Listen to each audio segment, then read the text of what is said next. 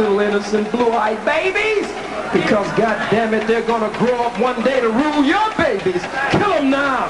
We kill the men, we kill the women, we kill the children, we kill the babies. I said, goddammit, we kill them all.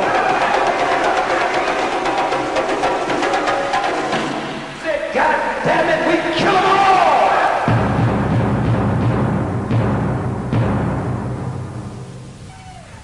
It was the late spring of 1997. America's Black Hitler, Dr. Khalid Abdul Muhammad, came to Los Angeles to answer my challenge, to debate him on the race issue. Khalid's claim was that the white man is the devil.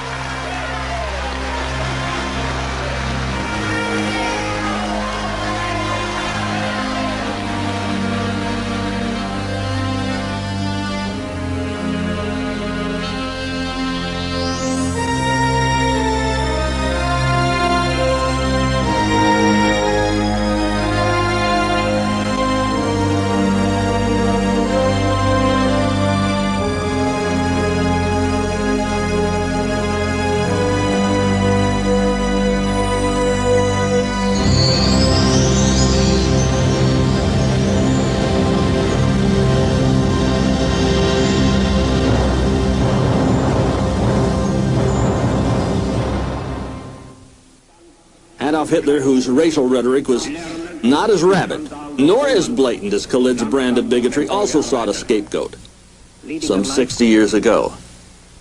The result was the extermination of millions upon millions of gypsies and Jews, and the creation of World War II, as he sought to establish a united Europe and a new world order. Just what did I expect to achieve by challenging America's Black Hitler to a debate in South Central Los Angeles before what would undoubtedly be an audience of blacks whose primary purpose in attending was to see a honky take a hit?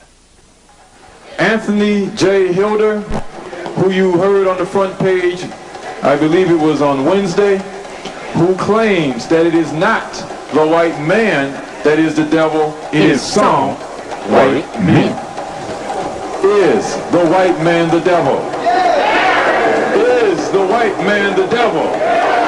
I can't hear you, and they can't hear you either. Is the white man the devil? I wanted to draw Khalid Muhammad out into the open before the cameras so I could get his rabid racist rhetoric on film. We need an insurrection. We need a revolution.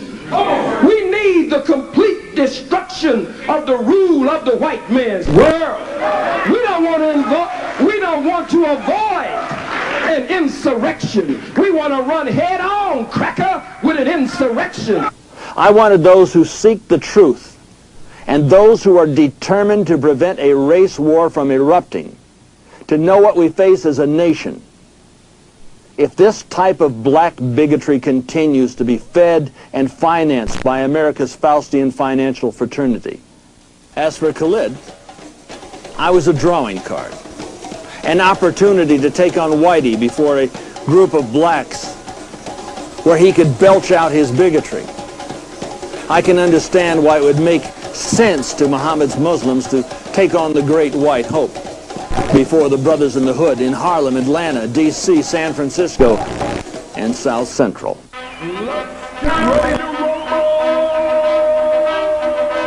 The fight of the century will take place on Saturday, May 3rd, right here in Los Angeles. The bold, raw, internationally known, renowned scholar, historian, and activist, Dr. Khalid Abdul Muhammad will battle Anthony J. Hilder, who is considered by the New World Order an expert on the Illuminati. The debate, is the white man the devil, and does this play in the hands of the New World Order or Illuminati?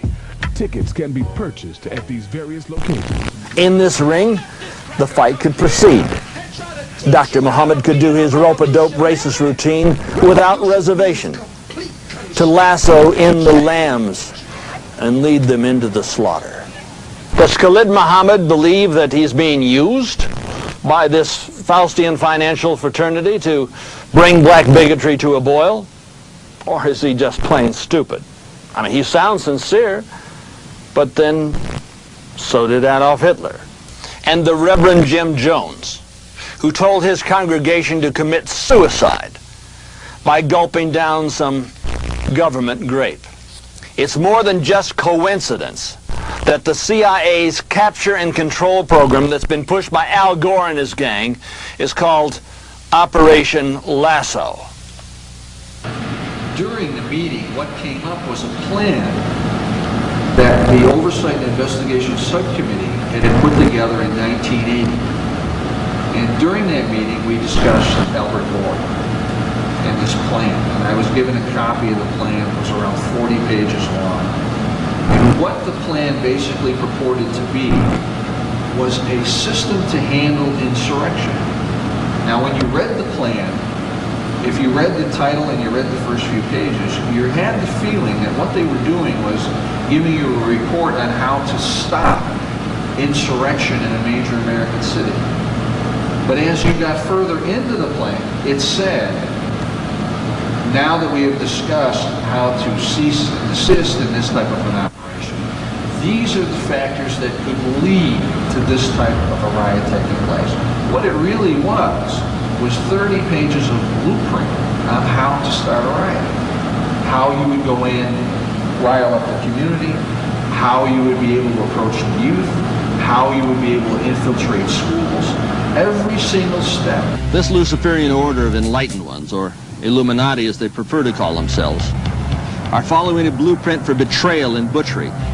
It was first drafted by General Albert Pike in the late 19th century. General Pike, whose statue here in Washington, D.C., is glorified by the grand masters of the Masonic Order.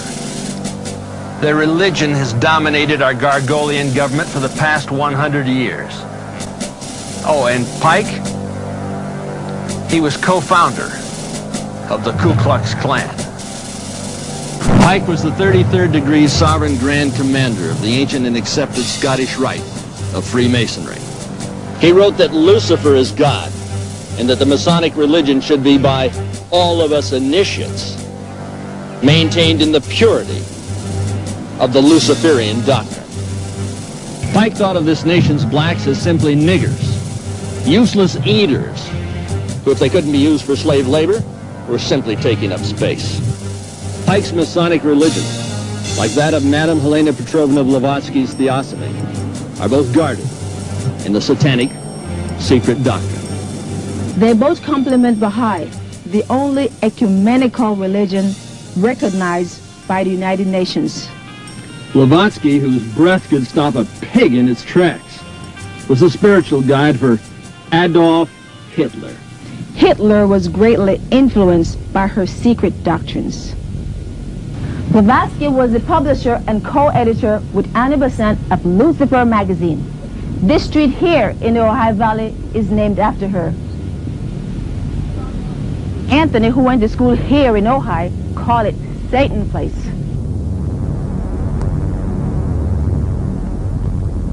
The black man is an endangered species. The financial fraternity that controls this nation's currency and commerce considers the dark race to be expendable and of little value more than human feces. Make no mistake about it. They consider the black man to be the manure of mankind.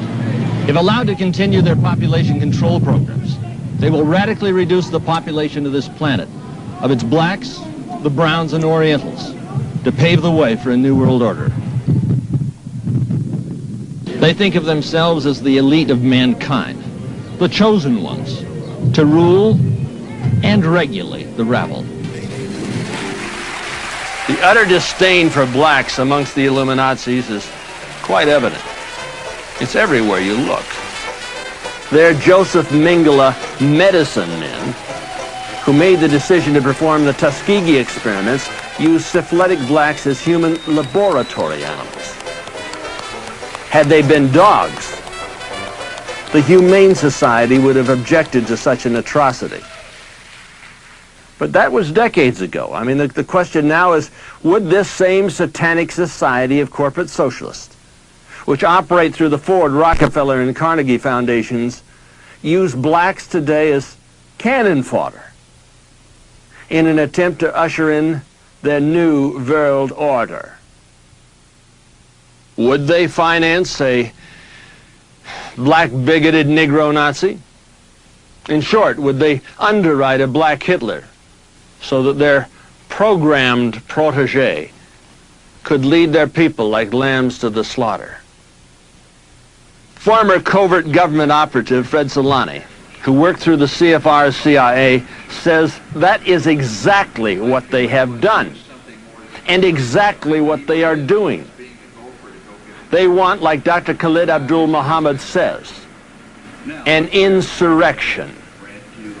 April of 1992, you're back in Los Angeles, you're operating this phony law firm, storefront, and Operation Lasso is in full swing.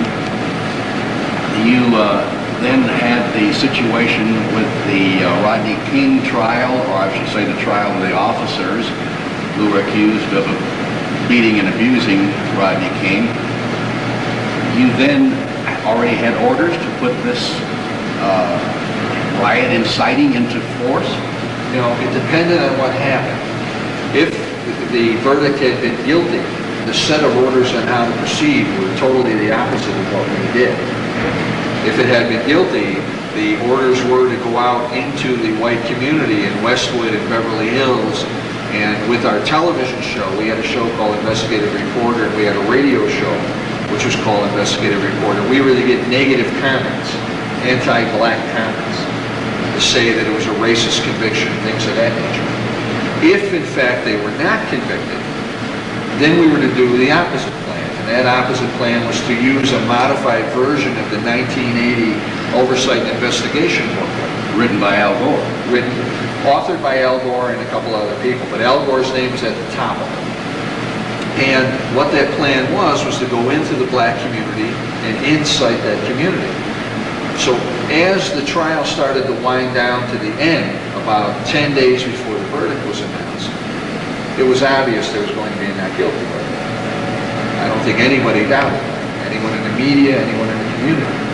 So what we did is we started going into the community and we started contacting the black youth in various areas.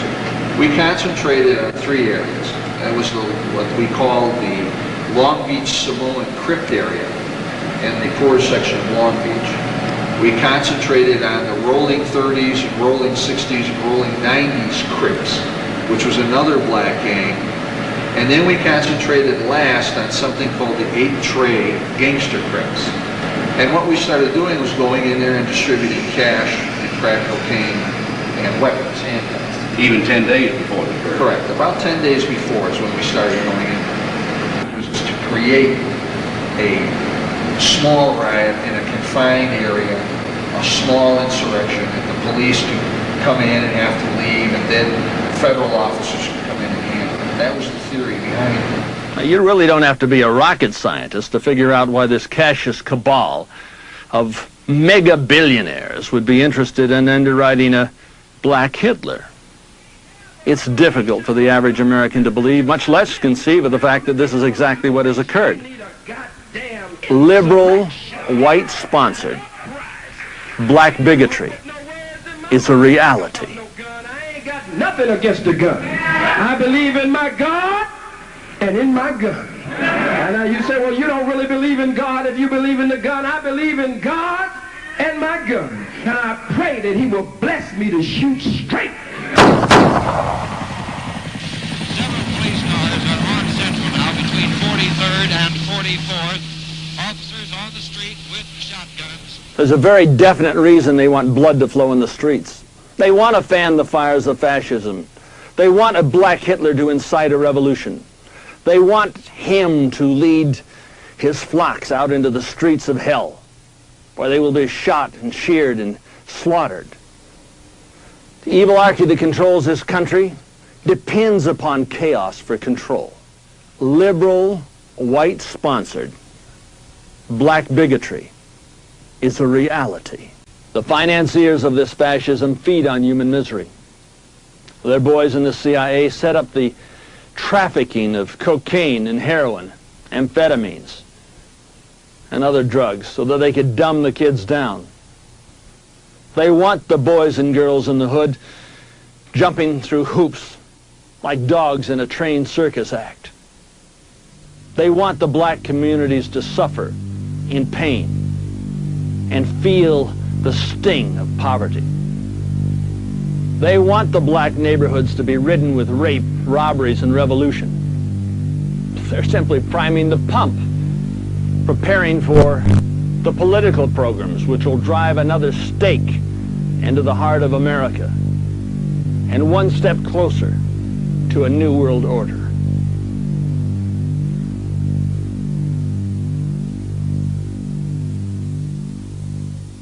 Through NAFTA, which is the SHAFTA, and through the GATT trap, they strip the blacks of their jobs.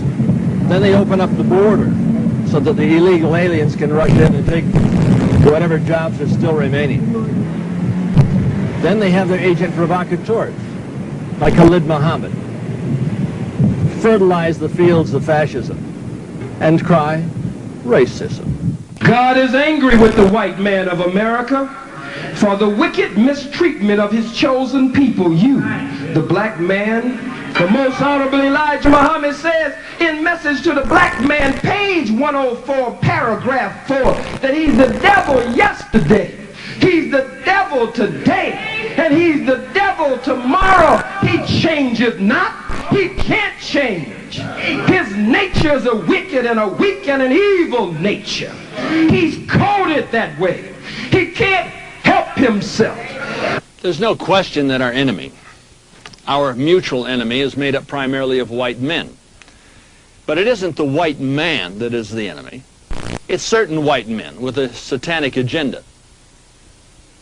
The propagandists, the press, the Judas goats in the Illuminati elite are trying to bring the black man into thinking that it is the white man that is the enemy. I mean, if you haven't already guessed it, they want chaos to bring about control. They want a black-white confrontation to erupt. They want to create crises. They want to bring about world government. The Cassius cartel, which creates these crises, is demonically ingenious. They actually want us to kill each other. But what if we join together against him? What if the people of this country suddenly woke up and discovered there's a mutual enemy? What then? How long do you think the Illuminati will last? Luminists think of themselves as superior, as untouchables. They don't think that they can be touched in the offices of the Council on Foreign Relations at 58 East 68th Street in New York City, or at the secret conferences of the Bilderbergers, which is held in private, guarded by a small army. These limousine liberals think that they are immune from the diseases that they have designed, and from the racists that they have recruited, and all of the poisons that they are pushing. They think that you're just too damn dumb to learn that it was they who financed Hitler and Marx and Mao to bring about a global government. You bring about world war to bring about world government. And when it didn't work the first time and the League of Nations collapsed, they did it the second time to bring about the United Nations. No, they don't think you're smart enough to know that their agents engineered AIDS, or that they created the privately owned Federal Reserve, and that they brought about the Great Depression in 1929, or that they manipulate the stock market and they will bring about its crash for your control. No, they think that you're just too damn dumb to learn. They think of us as idiots that will never see the big picture. They think that we lack the capacity to understand that their agenda is to rule the world through the United Nations, to dominate us all, to murder, to maim, to ravage, to rape, and ruin, and establish hell on earth. The evilarchy that controls this country depends upon chaos for control. The financiers of this fascism feed on human misery. If Dr. Khalid Muhammad's neo-fascism is brought to fruition, blacks will be used like toilet paper by the president and his political pimps along the Potomac. They will discard them after they've been wiped off the face of the earth, then flushed down into the toilet of tyranny, into the cesspool of socialism. Racism is rabid amongst black communities. My guesstimate is that it's 400 to 500% higher in communities that are of color than those that are white.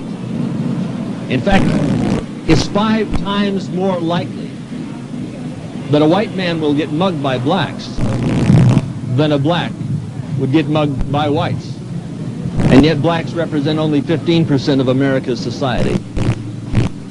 But the cash-controlled propaganda press portrays the exact opposite of the truth. They've spent billions upon billions of dollars building bigotry in the minds of the blacks and building the climate for revolution. The fantasy and the fallacy, which have replaced the facts, are now labeled politically correct. Black bigotry is hidden rather than heralded. But there's a reason. For the past 40 years, the Manhattan money mob has underwritten racist movies. They've spent hundreds and hundreds of millions of dollars building bigotry in the brains of the blacks and developing the climate for revolution. Their pictures portray whites as pot-bellied bigots, parasites, perverts, nerds, num-nums, and Nazis. In films like Mandingo, Roots, and Drum, they push their poison propaganda, picture by picture, to punctuate their liberal loony-toony line of lip. It's all part of the master plan to take your mind, your soul, and your body. As for Khalid's programmed propaganda pitch, it fits hand in glove with Pike's overall objectives. Khalid is pushing race-baiting, white-hating riots and revolution. In the hands of the Manhattan money mob's managed media, they can be used to justify retaliation and establish tyranny. Khalid Muhammad and Adolf Hitler are of the same breed, though not of the same color. They appeal to the ignorant, the uneducated, the angry, and the insane. It is my prayer that with this film, we can save our black brothers and sisters from being slaughtered and enslaved, and can prevent mindless acts of terrorism committed by whites in revenge for what they really don't understand. See, war has been declared upon us by the international banksters. War has been declared upon us all.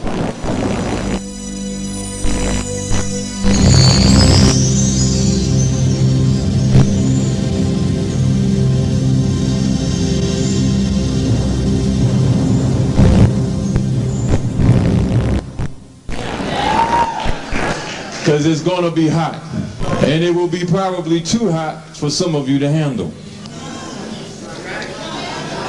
We had made some observations this afternoon as to why so many have turned out. Now, of course, we're coming out to hear a debate. It's very rare that you get a white man who will stand in the face of a truth seeker like Khalid Abdul-Muhammad. As you know, Dr. Khalid Abdul-Muhammad was the Western Regional Representative of the Nation of Islam. He later became the national spokesman for Minister Louis Farrakhan, and he was also Supreme Captain, and he was Western Regional Representative of Mosque number 27 here for many years. And many of you know and love him for the work that he did. Am I correct? It is time that we step to our enemies. We look right in their face. We call them out for who and what they are. We do it unequivocally. We're not shaky at the knees. We look at him and say, if you're the devil, then you are the devil and you are the enemy that we're fighting. It is about time that we stand up as a people and confront the oppressors. Now, with this great amount of people, we have people in the auxiliary room, which is full. We've got hundreds of people outside the door right now that still somehow we're going to try to squeeze them in. That's right. So you might really be practicing some black unity tonight. But with this great amount of people, we will not be able to allow everyone to come to the microphone and ask questions. For those of you that don't know me, I'm Brother Jamal, who you've heard with Carl Nelson on the front page and all that. And I want to introduce to you our other guest moderator, sister, Dr. Rosie Milligan.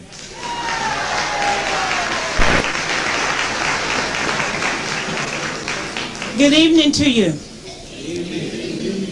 Say it like you're healthy, good evening. Good evening. Say it like you're wealthy, good evening. Good evening. We're just happy to see so many people turn out tonight to hear this debate, to entertain what is truth. Can you hear me?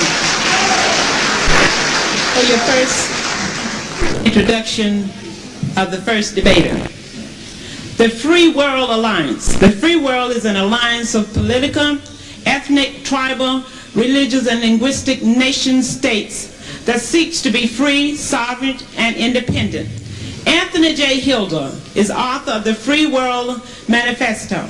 Hilder's manifesto is diametrically different from those of Hitler's, Marx, and Mayo. It calls for the political power now vested in the Orwellian evilarchy to be immediately returned to the hundreds of nation states that have been colonized, communized, coned, and controlled over the past 200 years. Unlike John F. Kennedy and Adolf Hitler, who asked the citizens of their nation to work for their governments, Anthony J. Hilder states, "Ask not what you can do for your government, but rather what your government can do for you. For our governments must be our servants, and we, the people, their masters." Hilder produced the historic Illuminati CFR recordings with Myron Fagan in 1967, which changed the course of American politics, revealing that the nation's enemies are primarily internal rather than foreign.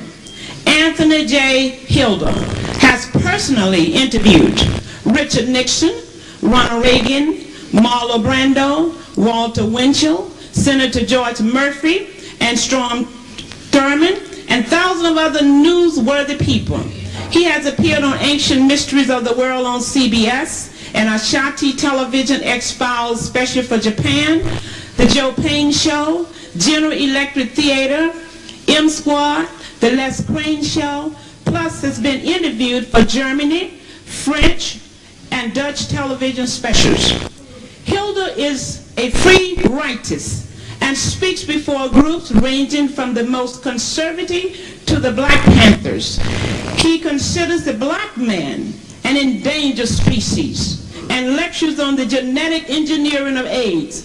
Hilder supports the secession of Alaska, Hawaii, and Puerto Rico from the Union.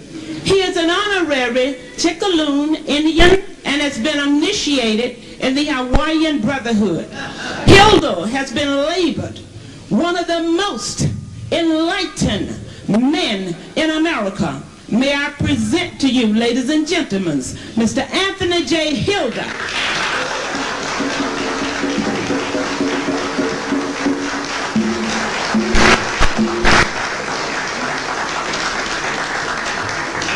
Khalid is here because, as I understand it, he hates the white man. I am here because I love the black woman.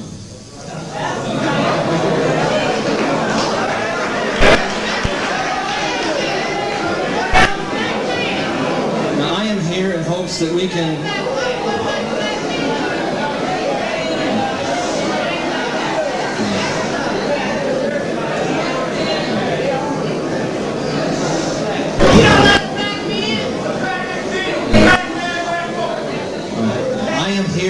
that we can prevent a resurrection of an insurrection.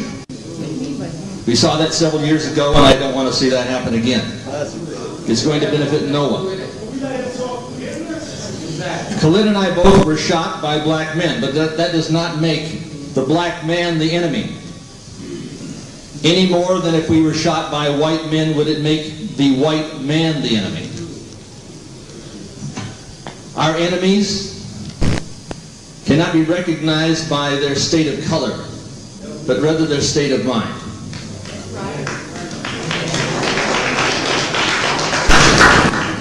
All black men do not think alike, any more than white men think alike. We are all different. God, in His divine plan, has made us individuals. We have the right of freedom in this country. And I would like to see it flourish rather than die.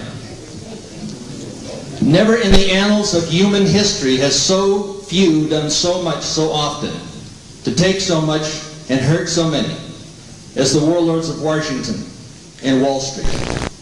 There isn't anything that you have or ever had or ever hope to have that they're not planning on taking away. They want it all. And they intend to get it all.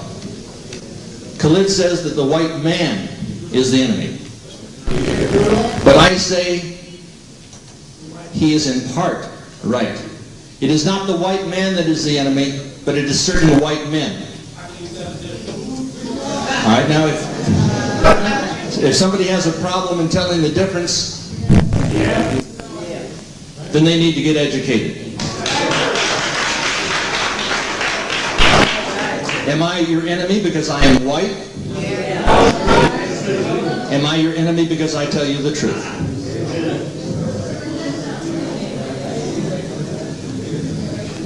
I take a look at the chart of the Council on Foreign Relations and the Trilateral Commission. This is mainly made up of white men.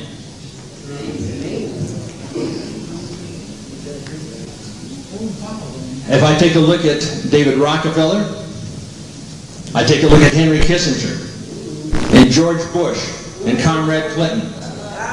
They're all from the same organization, the Council on Foreign Relations. 30 years ago, I produced these albums called the Illuminati CFR, 1967. From these albums came a number of books. None dare call it conspiracy. That particular book is put out at this present time by the Honorable Louis Farrakhan, a man who I happen to respect, a man who has got the message, a man who, like Malcolm X, has discovered that it is not the white man that is the enemy, but certain white men. And I think that there is a widening difference between Khalid Muhammad and Louis Farrakhan, and I'm going to discuss that difference in a moment. When Khalid talks about killing the white man, killing the mothers and the sisters, the brothers, the babies and grandma and the cripples, and burying them and digging them up and killing them again.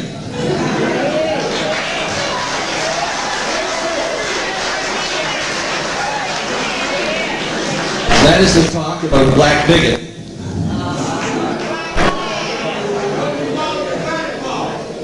We're talking about, at least I'm talking about, America's Black Hitler. And I think he has deserved that title.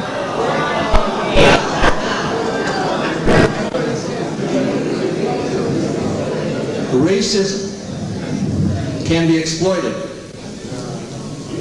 And I believe Khalid Muhammad is exploiting that. See, we have an opportunity to change things around. We have an opportunity to incite a revolution, to avoid a revolution. This is an awakening, and this awakening must happen. Because when I say they intend to kill you, I'm talking about this Cassius cartel, I'm not kidding. Yes, they are white. There is no question that the enemy in this country is white. And we have to recognize it. But it is not the white man collectively. It is certain white men. The Central Intelligence Agency is the control arm of the Council on Foreign Relations. In the CIA, actually, started by Wild Bill Donovan. He From the OSS, it went to the CIA. Walter Bedell Smith from 1945 to 53. Allen Dulles from 53 to 1961. John A. McComb. And that was from 61 to 63. And then from Richard Helms from 63 to 69. From 69 to 77, James Schlesinger, William Colby, George Bush. George Bush was ambassador to Communist China. In fact, a fellow at a party one time had told me about a situation where he was in Vietnam. Actually, I think in Laos at this particular time. They were dealing in drugs, the Central Intelligence Agency, and the suits had just come in. And this fellow was taking wounded, and they were putting him in this helicopter to fly out. When the suits arrived, the head suit was taking the wounded out of the plane. He said, "What are you doing? The lives of these men depend upon them going." He says, "No, we've got to get the heroin out." And this fellow took a gun, 45. He cocked it, and he put it at the head of the chief suit. He said, "The wounded goes out first. The heroin goes out second." Later, this man was in trial. This was in Las Vegas. And the Secret Service had come up in this trial. And they accused him of making threats against the life of the president.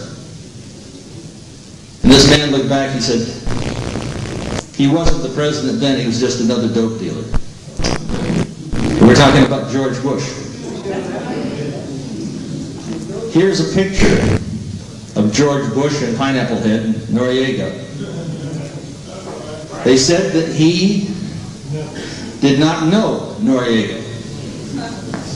Drugs had come into this community by the Central Intelligence Agency for destabilization programs.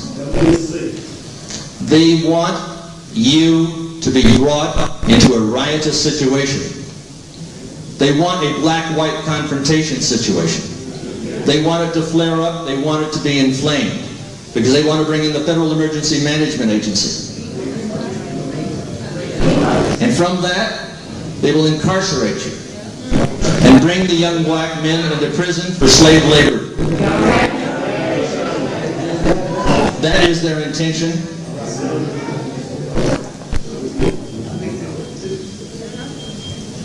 Years ago, I had predicted the assassination of President Kennedy, and it occurred.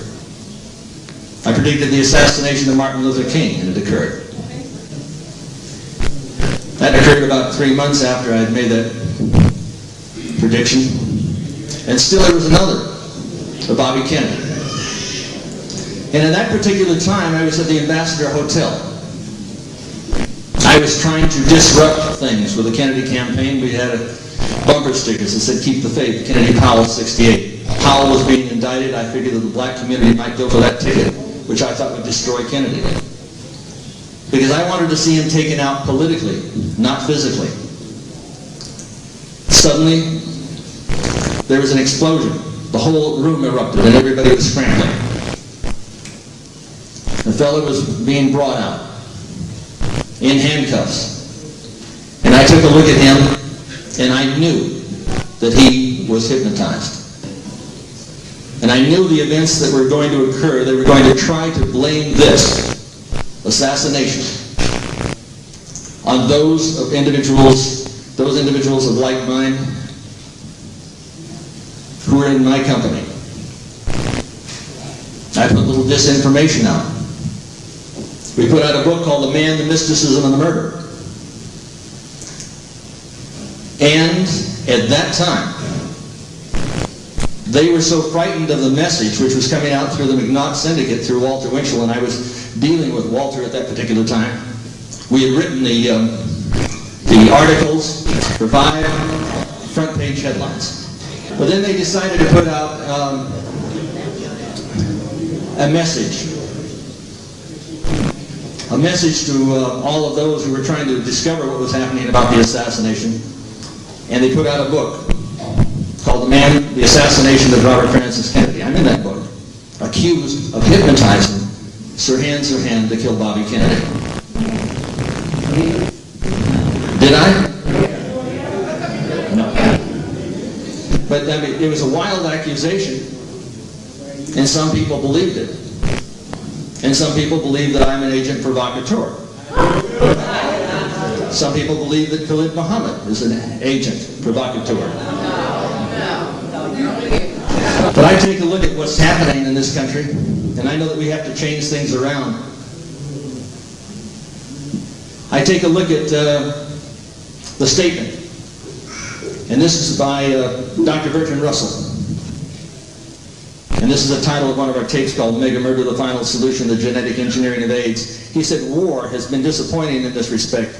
And we're talking about eliminating massive amounts of people off the planet Earth. They intend to reduce the population of this planet by 1,250,000,000 people by the turn of the century. They consider you to be expendable, to be useless eaters. They are elitists, they are racist, they are insane. And these people control the United States of America. Dr. Bertrand Russell, who was an early Illuminist, was disappointed in the fact that the world population is increasing about 58,000 per diem. That's what he said at the time. He said war so far has been unsuccessful in reducing the numbers of the individuals. He said war has hitherto been disappointing in this respect, but perhaps bacteriological war may prove effective. If a black death could spread throughout the world once in every generation, survivors could procreate freely without making the world too full. This man was party to a plan to destroy the black race. AIDS was genetically engineered. It was designed to kill you. It came out in a laboratory, and a friend of mine, Dr. Robert Strecker, and I have worked together. We put out a tape called Mega Murder. He's also on Mega Murder, the Final Solution. Dr. Strecker's tape is handled by Louis Farrakhan. Bill Cooper's book, Behold the Pale Horse, is handled by Louis Farrakhan. The Unseen Hand is handled by Louis Farrakhan, by Ralph Epperson. Of course, Khalid thinks that Epperson is the devil. He must think that Dr. Strecker is the devil. And certainly Dr. Lynn Horowitz, who's come out with the book Emerging Viruses. And Dr. Horowitz has been with none other than Louis Farrakhan. And I'm wondering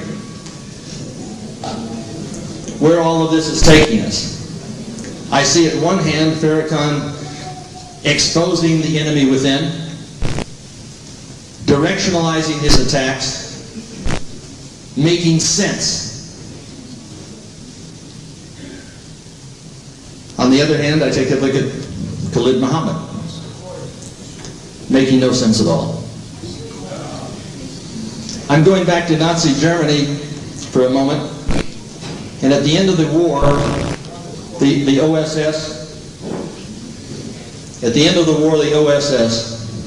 which became the CIA, brought in 1,500 German scientists and doctors. They were involved in genetic engineering. Here's a particular picture. This is with Nazi Germany's wartime rocket chief, Walter Dornberger, on the left. He's seen with Werner von Braun.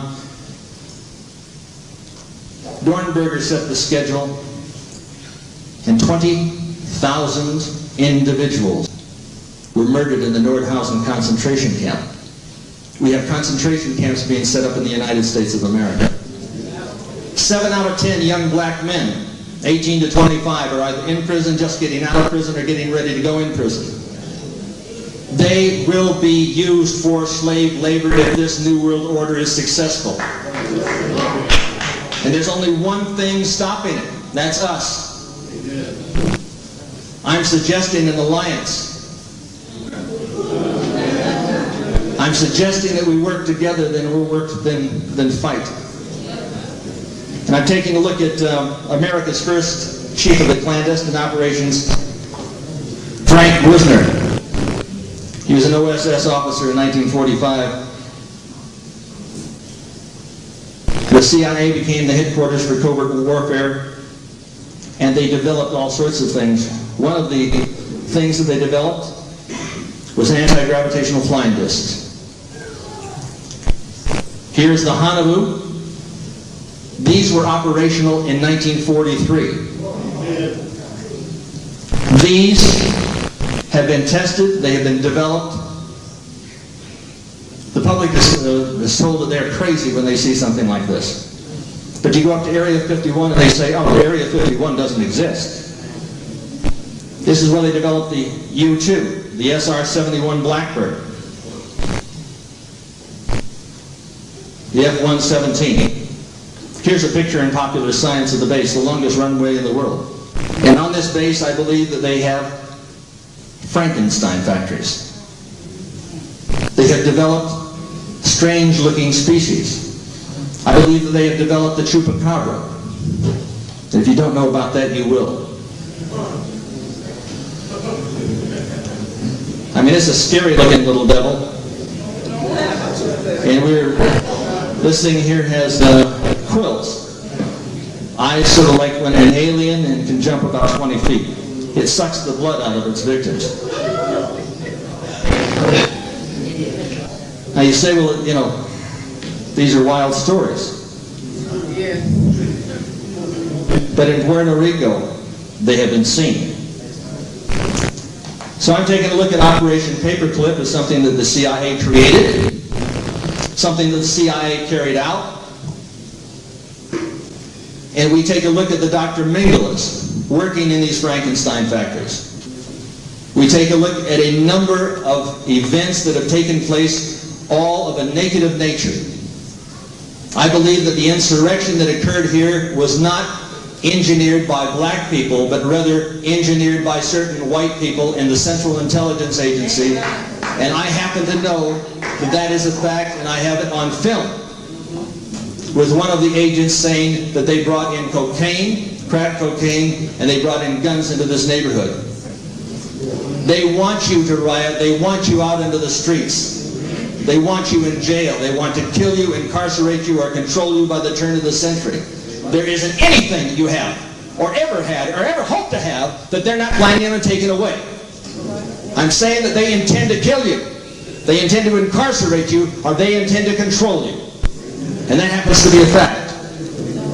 Now, years ago, they took blacks out of Africa, and they had slave bracelets like this. This is a real one. Now, they have a more sophisticated program. They intend to use biochips and transponders. I have a little chip here. One is the Hughes ATMS. That's the automatic. Well, this little transponder will replace the VIN number in your car. The Hughes ATMS, so they can tell where your car is at all times. And then there's a little teeny transponder here, and it's used for all pets leaving the pound in Los Angeles. Mandatory now. But here's the other one. The teeny mini one. This is intended to be used on you. Now, if tomorrow they said all of the women on welfare are going to be inoculated. We're going to have a little biochip in the back of your hand. Because when you go to the store and you buy, we can't tell what you're buying. You could be selling these welfare tickets. So we have to trace you. We have to track you. We have to use something of this nature to identify you. Now, you probably can't see those, but maybe we can find them underneath here. These transponders, these instruments, are used to track an individual from a satellite. There won't be anywhere you go. There won't be anything you can buy without these.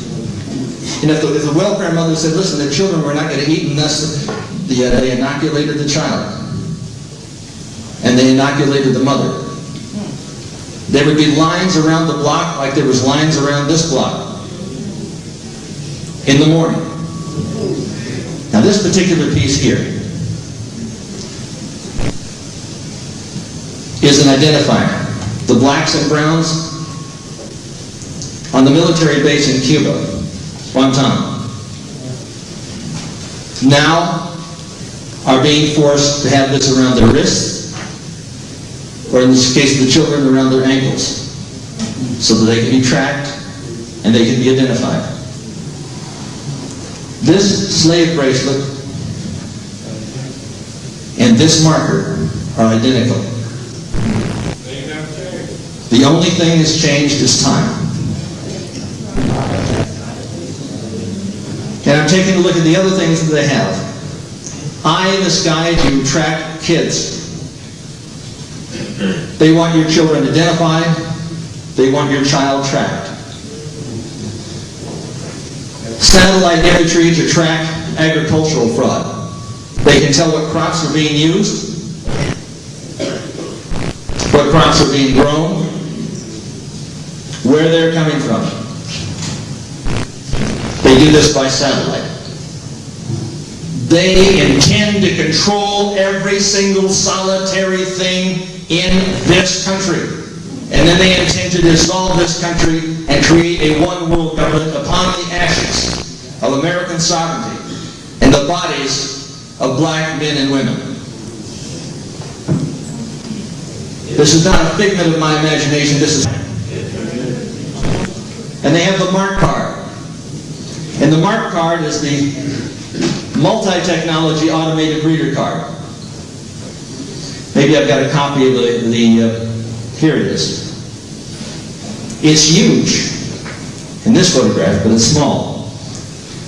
This is Robert Wallingford, the Department of Defense. And the mark card attaches to the Battle Engagement Area Simulator tracker. It goes to the beast. The mark and the beast. This is not a figment of my imagination.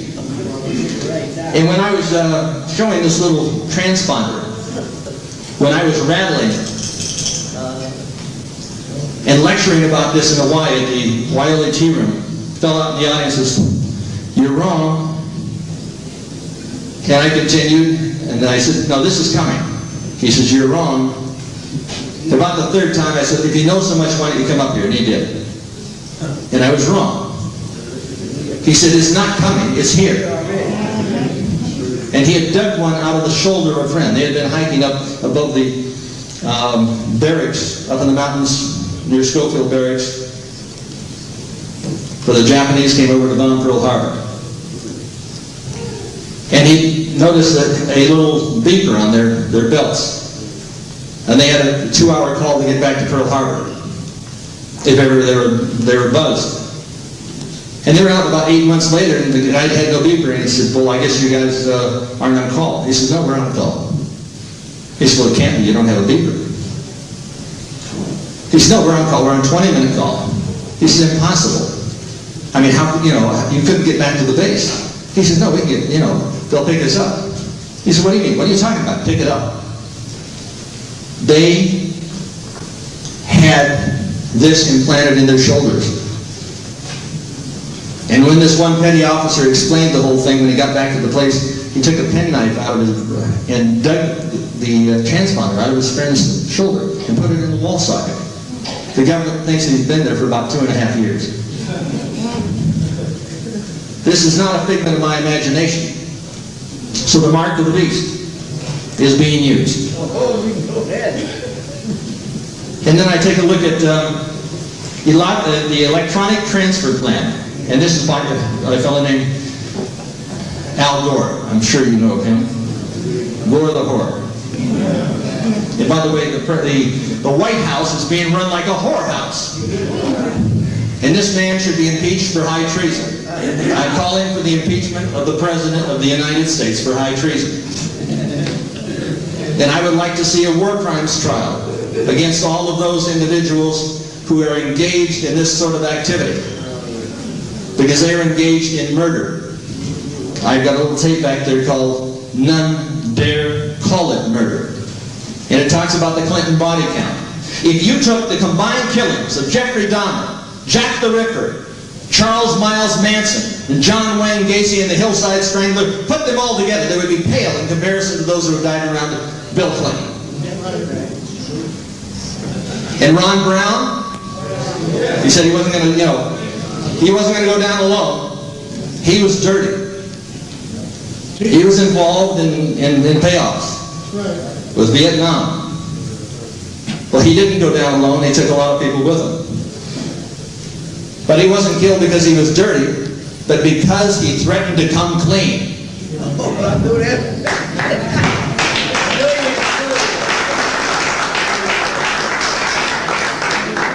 Ron Brown was murdered. Vince Foster was murdered. In our tape, None dare call it murder. we have a woman called Deborah Von Trapp. And she said she worked out of the White House. She worked with a computer system, and it was compromised. And she said one thing, that the head of her particular unit in the White House had called her drunk the night, I guess it was that night. He says, we did them. And she said, what are you talking about? Did them? Did what? He says, we did them. He says, did who? He says, Vince Foster. They smoked him. Now, it would be more believable. It would be more believable to see the President of the United States walk across the Delaware on water. And I could believe that before I could believe that Vince Foster could walk 760 feet on air. Oh, he didn't have any keys in his pocket when they found his body at the park. They'd searched his pocket. But when he was brought back to the morgue and two agents from the President of the United States office, he had two sets of keys. Amazing. But he would have had to have a third set of the keys to drive that car. And the witnesses have been intimidated. I'm saying that there is murder. And I'm saying that those individuals who control this country are guilty of murder. And we have a one-party system. I'm saying that this government is a racist government. That they intend to kill you. And the Alcohol, Tobacco, and Firearms Division of the Internal Revenue Service is working directly under the command of the President, and they will be at your door. Now, Khalid doesn't believe that individuals in the nation should be armed. I do. I do. This ATF, Alcohol, Tobacco, and Firearms boys, they had a little party down in the South. They called it the Good Old Boys Club. I don't know how many of you remember that. Right? And this is what they issued. These fellows are working for the President of the United States. And on our particular tape, this None Dare Call It Murder, we've got Roger Clinton, and there with the police surveillance tape. And he's leaning over and he's going, oh, he says, that's good stuff. I got to get some for my brother. He's got a nose like a vacuum cleaner. I'm saying that boy is doing drugs. I'm talking about the President of the United States who has his finger on the button that could blow up the world. Oh, and the ATF agents, they issued this. It's called a nigger hunting license. Having paid the license fee is hereby granted, this is blank, whoever it is, to hunt and kill niggers during the open search hereof in the U.S. This license can be carried on person when hunting niggers and gives the holder permission to hunt day or night with or without dogs. The season is open from January 1st, closes December 31st. This is the Alcohol, Tobacco, and Firearms Division of the Internal Revenue Service. And let me remind you that a nigger is not a state of color, it's a state of mind.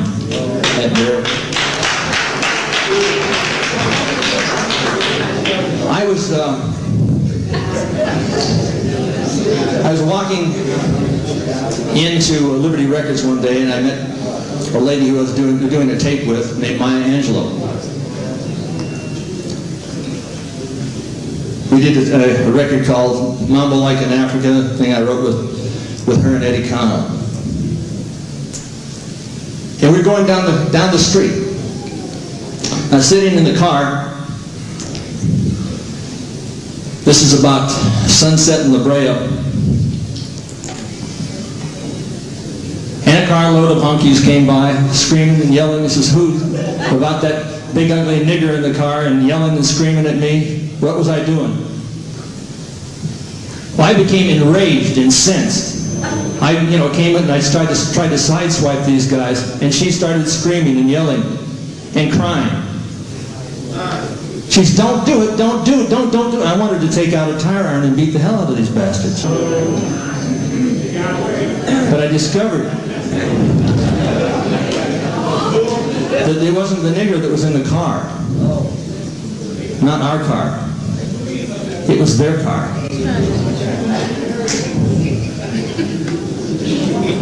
Maya Angelou pleaded with me successfully. And I kept a calm head.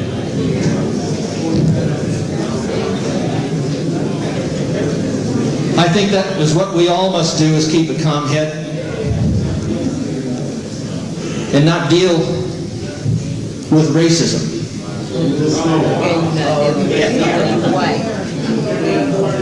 Because these people intend to use racism as a tool to conquer us and enslave us.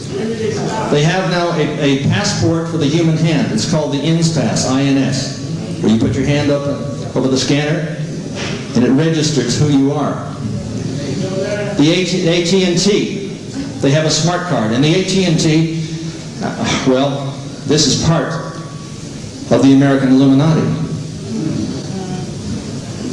There's transponders come in all sizes. And now they have a thing, it's called Kid Scan. This identifies the kid. It's supposed to be the new answer. They've got a national ID card that's coming up. Because our jobs have been transferred overseas. The President of the United States has signed NAFTA, which is the SHAFTA. It's high treason. We've gone from a $2 billion surplus to a $16 billion deficit. The borders have been open, and there's an invasion of this country from Mexico. And it is putting us out of work, and we have a $40,000 million deficit with Communist China.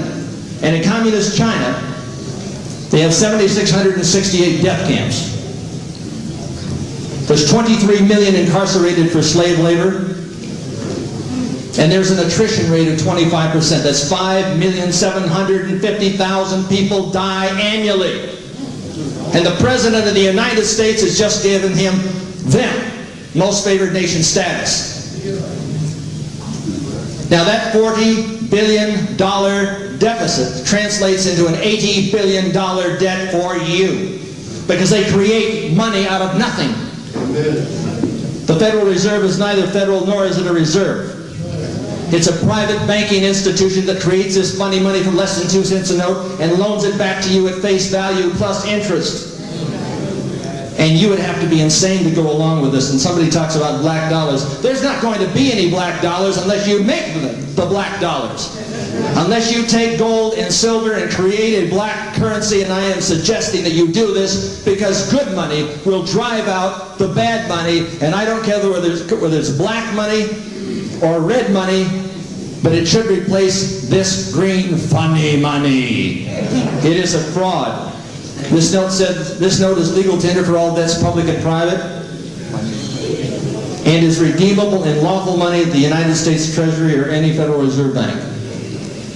And this note says we will pay to the bearer on demand $500. If you take a look in your wallet, you'll find out that the note simply says this debt is legal tender for all debts, public and private. It is redeemable in nothing. You need to have a black currency. You need to have wealth. You're not going to have wealth by relying on those who happen to be in the White House who are giving you the same old crap and saying that they're going to give you programs, that they're going to put you on welfare, they're going to keep you like a monkey on a string. You've got to free yourself and break those chains.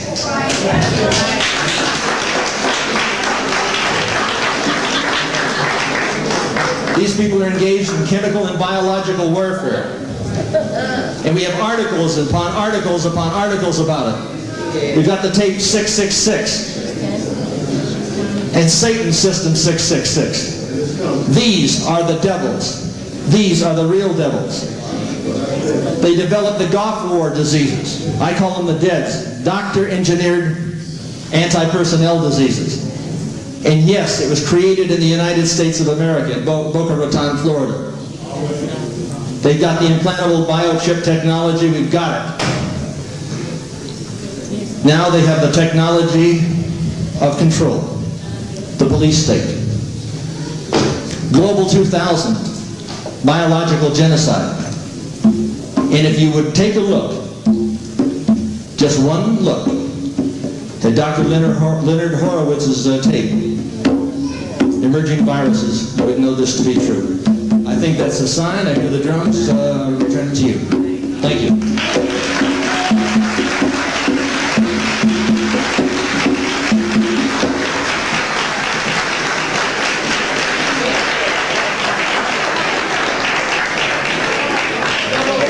We'll bring on Jamal, who will introduce the next great debater. All right. Thank you, Dr. Hilder. Our next participant really needs no introduction. Dr. Khalid Muhammad. His voice is penetrating, firm, rough, and is always musical. Dr. Khalid Muhammad has seized upon his monumental mission with vigor and enthusiasm, and as a result is a fiery orator in the tradition of Brother Malcolm, Minister Farrakhan, and other great black voices who have told our story throughout the annals of history. Brother Muhammad has served as the Associate Director of the Urban Crisis Center. The UCC is a racial relations, human relations institute in Atlanta that is highly acclaimed by such clients as U.S. Steel, Inland Steel, Federal Express, New York Transit Authority, police agencies, city, state, and federal government agencies, and others. He's a scholar, a historian, orator, and activist, and he's taught in the Pan-African Studies departments at Cal State University of Los Angeles, California State University of Long Beach, and he has served as scholar in resident at Morehouse State University.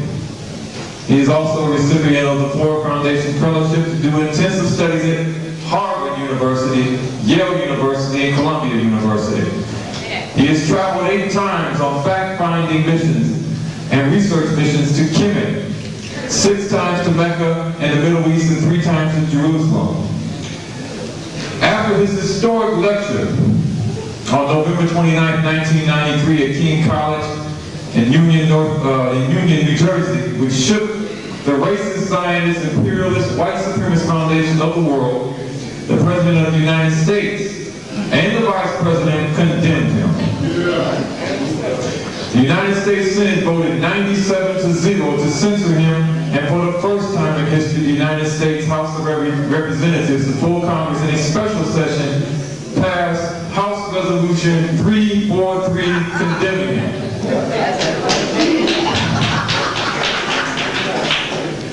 You can hear Dr. Khalid Muhammad with world-famous rap groups such as Public Enemy on its album It Takes a Million to Hold Us Back. It takes a nation of millions to hold us back.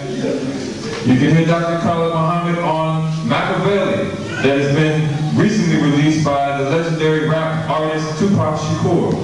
You hear him, of course, on Death Certificate, Lethal Injection. He's done music videos with Ice Cube, Scarface, and others. Dr. Khalid Muhammad is not a stranger to Los Angeles, and as I earlier said, he was the Western Regional Representative of the Nation of Islam. He was the Supreme Captain, the National Spokesman, and he is no stranger to the pulpit here either. He has lectured for the 11 o'clock audiences around this country, speaking to various religious denominations. And without further ado, we would like to stand and give our other participant a righteous black man, Dr. Khalid.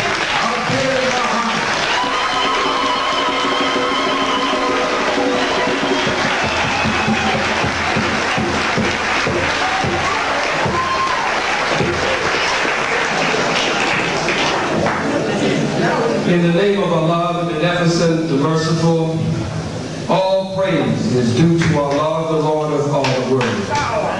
We forever thank Almighty God for coming, as it was written and prophesied that He would come, to seek and to save that which was lost. And we can find no other people fitting the description of the lost brother, the lost sister, or the lost sheep, except we, the 50 million or more, mentally and spiritually dead, black men and black women here in the hells of North America. And so we thank Him for coming in the person of Master Farad Muhammad, raising up His messenger and His Messiah, the most honorable Elijah Muhammad. And I thank the two of them for the man who is my mentor, and the man who is responsible for what I am and what I am becoming, and the man who is largely responsible for my spiritual rites of passage. I speak of none other than my spiritual father, the Honorable Minister Louis Farrakhan. In their names, I greet you here tonight at Faith, well, I wanted to be African, and from the spirit that I heard from this church and what I've been hearing about the pastor, this is a church that is totally unashamed of being black, of being African. And so to the pastor of this church and to the members of the Faith United Methodist Church, to you, my beloved and beautiful black sisters and brothers and others, with the greeting words of peace, I greet you as Jesus always greeted His disciples and all of the great worthies of God who came in that great line of divine. Assalamu alaikum. Hotel. Shealafia ni. Shalom, shalom, free the land and black laws for all black people. Brothers and sisters, I will waste no time.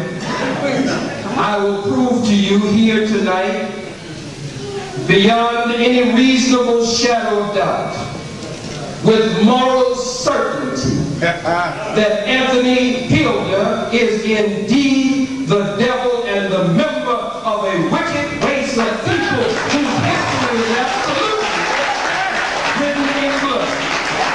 The nerve of a brand to come into the black community, some ugly, wrinkled, crinkled cracker to come in and have the nerve to stand in your face, and some of you sit in the audience don't even know what the hell to applaud for.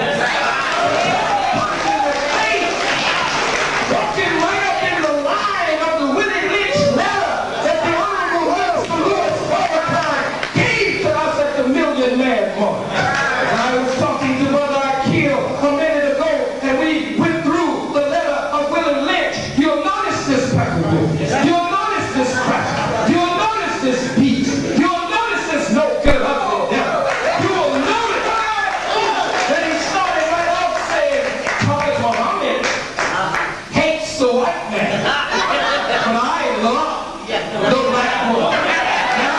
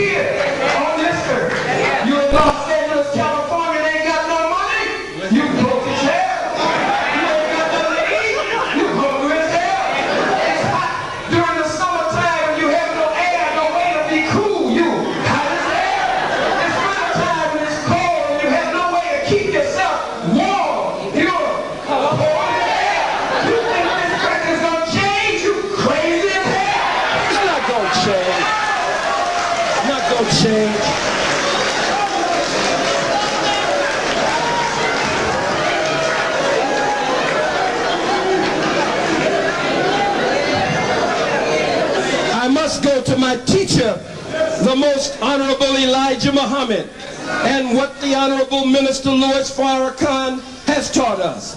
Let's go to the lessons. Supreme wisdom. Well, we got the devil on the run here tonight. I thank God for this devil and for this opportunity, and I'd like to drag this devil all over the country exposing this beast. Lesson number 2, question and answer number 33 in the Supreme Wisdom, that the examination, first term examination of Mr. Elijah Muhammad, at that time one of the lost found that he took for his teacher, from his teacher, Master Farad Muhammad. What is devil? A grafted man, which is made weak and wicked, or any grafted live germ from original is devil. Lesson number 2, question and answer number 34. And can you reform devil? Oh, no. No. All the prophets have tried to reform him, devil, but were unable. So they have agreed that it cannot be done unless we graft him back into the original man, which takes 600 years. And so instead of losing time grafting him back, they have decided to take him off the planet, who numbers only 1 to every 11 original people. Lesson number 2, question and answer number 36. Tell us the exact number of years, months, and days of devil being burnt on the planet. Answer: 6,020 years and 72,241 months. 2,197,351 days at the date of this writing. Tell us what the devil teaches the 85%, that the God is righteous and unseen being and exists everywhere. Let's keep moving. Then why did God make devil? To show forth his power, that he is all wise and righteous, that he could make a devil which is weak and wicked, and give the devil power to rule the earth for 6,000 years, and then destroy the devil in one day without falling a victim to the devil's civilization. Otherwise, to show and prove, to do what? Show and prove that Allah is the God, always has been and always will be. Now tell us, would you hope to live to see that the gods will take the devil into hell in a very near future? Yes. I fast and pray, Allah, in the name of his prophet W.D. Farad, that I see the hereafter when Allah, in his own good time, takes the devil off our planet. And what will be your reward in regards to the destruction of the devil? Answer: peace and happiness. I will give all I have and all within my power to see this day for which I have waited 379 years. Let's go further here. Anthony Hilder, the devil, says that he does not want to see a resurrection of an insurrection. Well, hell, we need an insurrection. We need a revolution. We need the complete destruction of the rule of the white man's world. We don't want to avoid an insurrection. We want to run head on, cracker, with an insurrection and take that wig right off your head.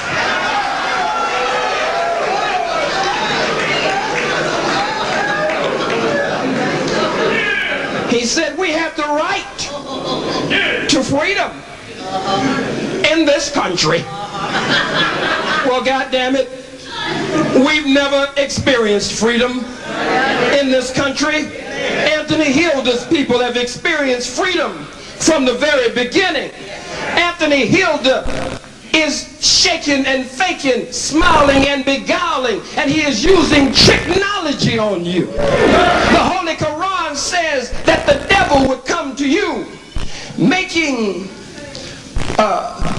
certain suggestions, firm resolutions, making firm resolutions, and there would be mixed with it evil feeble suggestions in firm resolutions, that he would whisper into the ear. The Bible and the Quran speaks of how the devil would come among us. It said that the daughters and the sons of God would be gathered together, and Satan would be there also among them. And the question would be asked, well, what's up with you, Satan? Satan says in the Bible, I am coming and going to and fro and up and down in the earth. Satan, the devil, according to the Bible, went up on a hill. Hilder went up on a hill with Jesus. When I say Jesus, I'm not talking about some blonde-haired, blue-eyed, pale-skinned, buttermilk complexion cracker Christ that Anthony Hilder would want us to believe in. I'm talking about the Jesus of the Bible with hair like lamb's wool. I'm talking about that good hair. I'm talking about that nappy hair before it got fried and dyed and laid to the side the way we have done our hair. They said he would have hair like lamb's wool, that his body would be like beryl. Another scripture says his body would be like jasper.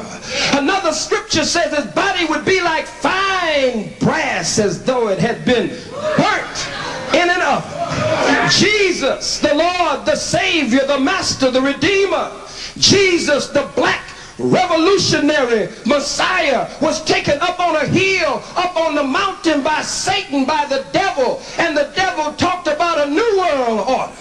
The devil talked about giving Jesus all of this world out there if Jesus would just seek an alliance with him. Just bow down to him.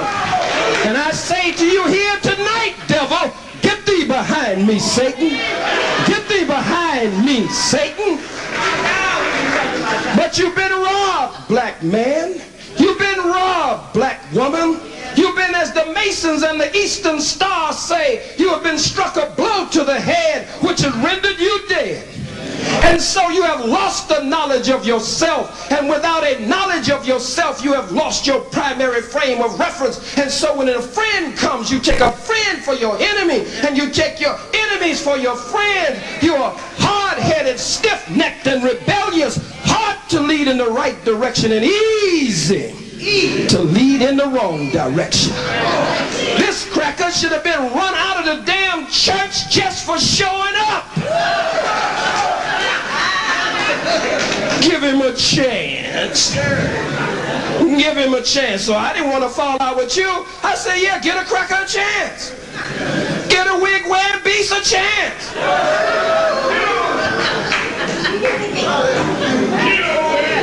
He says, in part, Khalid is right. Devil ain't gonna never tell all the truth. Now, if you get that much out of him, you know you really on to something.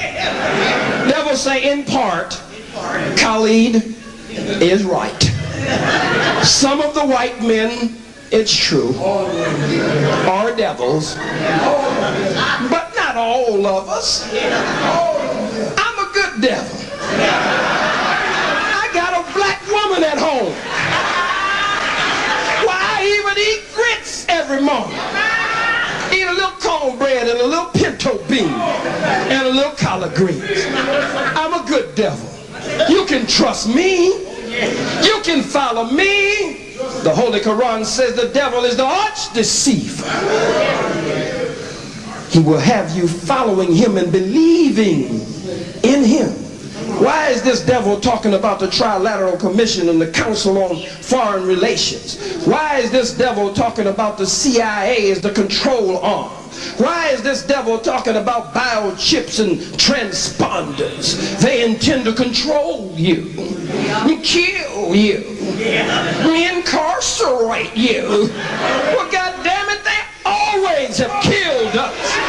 We're incarcerated now, cracker. We are totally contained, totally controlled, and totally dependent on this cracker. We have a revelation from God's messenger in our midst. Now that we have a revelation, we need a goddamn insurrection, an uprising. Don't put no words in my mouth, cracker, about no gun. I ain't got nothing against the gun. I believe in my God and in my gun. And now you say, well, you don't really believe in God if you believe in the gun. I believe in God and my gun. And I pray that he will bless me to shoot straight when it's time to shoot straight. When it's time to shoot straight.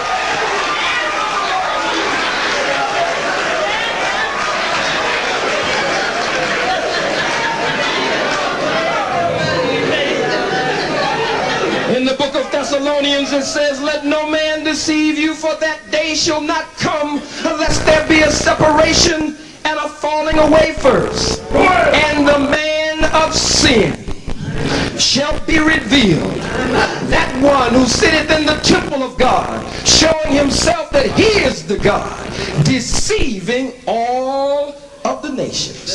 That God's coming would be after the workings of Satan. That Satan would be given 6 days or 6,000 years to rule. Don't tell me nothing about no false new world order.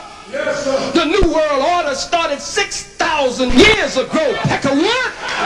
The new world order started 6,000 years ago, brothers and sisters, when the black man and woman, the original black man and woman, was swept out of power.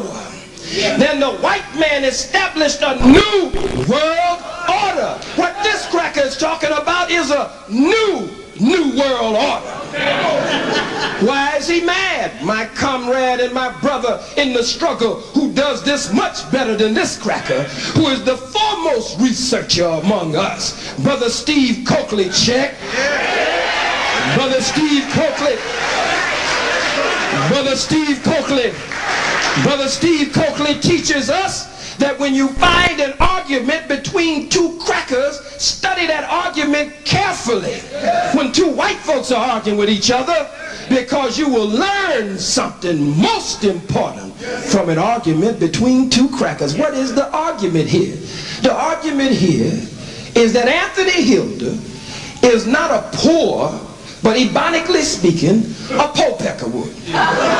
He's poor white trash, a poor cracker, ain't got a damn thing. And the other crackers, these rich and super rich, what he calls a wicked oligarchy, they have set up a system that his class of crackers were beginning to spy and kind of believe that they might be able to get a grip on it. And as soon as they started tipping up on it, he upped the ante, flipped the script on the cracker, and taking it to another level. And so now the cracker comes to us saying, gee, help me. I'll be a better slave master than they were. I heard him on the radio. I heard him on Front Page with Brother Jamal and Brother Carl Nelson doing a wonderful job on the front page. Give him a strong black hand. I heard him on the radio. Heard the old cracker on the radio. And he was saying that we want to make sure that America is returned to us. That we take America back. Do you know who you talking to, Peckerwood? We have never had America. How in the hell can we take it back? And on top of that, we don't want no damn America. We want a nation of our own. Freedom and independence, separation and independence, our own flag, our own land, our own laws, our own government, which is under the law of Almighty God. The real New World Order. The real right fast cracker, because I'm going to be on your behind from the time I start till I finish. No good bastard.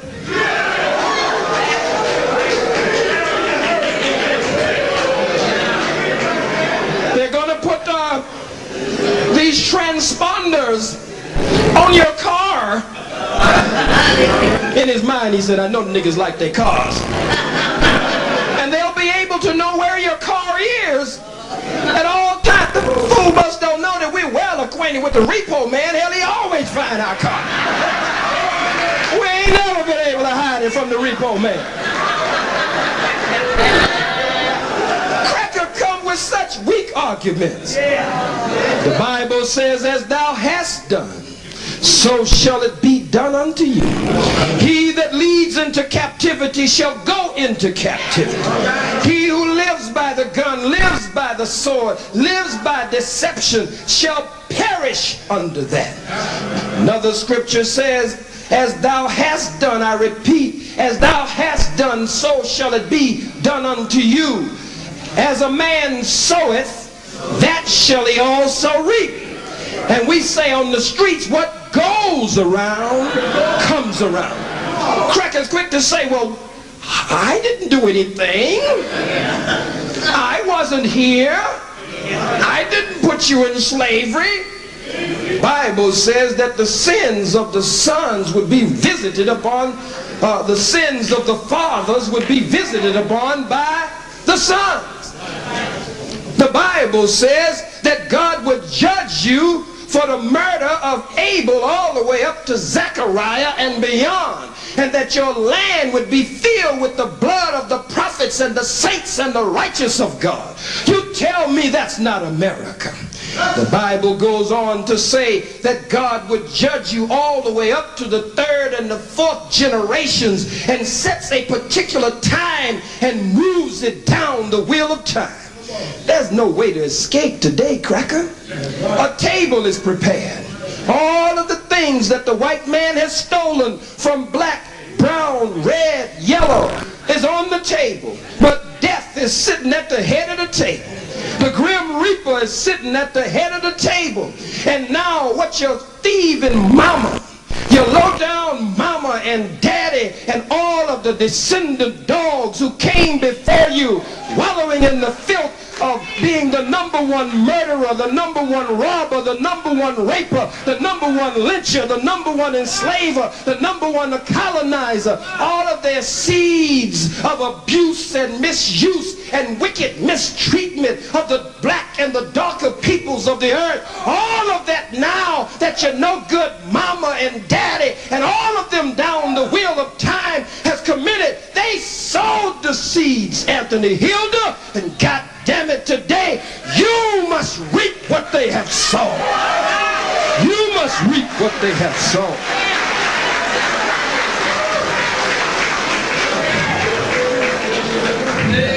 The nerve of this cracker to come in here. Some other debate. Ain't no damn debate, Cracker. You're the devil before you even came. You'll be the devil after you leave. The most honorable Elijah Muhammad says in Message to the Black Man, page 104, paragraph 4, that he's the devil yesterday, he's the devil today, and he's the devil tomorrow. He changeth not. He can't change. His nature is a wicked and a weak and an evil nature. He's coded that way. He can't help himself. The number one witness in here is our queen, who has been deceived and tricked and hypnotized by this devil. She knows this beast is filthy. She knows how low down this cracker is. She sees his deception on a daily and consistent basis, and one day she will wake up in the midnight hour and O.J. Simpson will have nothing on her. She'll cut this cracker's throat and cut his wig off his damn head.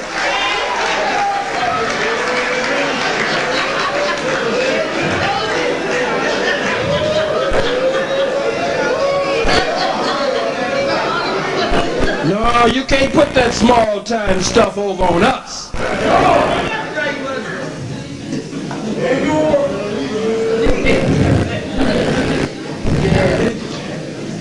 His history is written in blood. His libraries. Libraries. His history books. His textbooks. His so-called statistics and facts are a cesspool of contamination, as Johnny Cochran would say.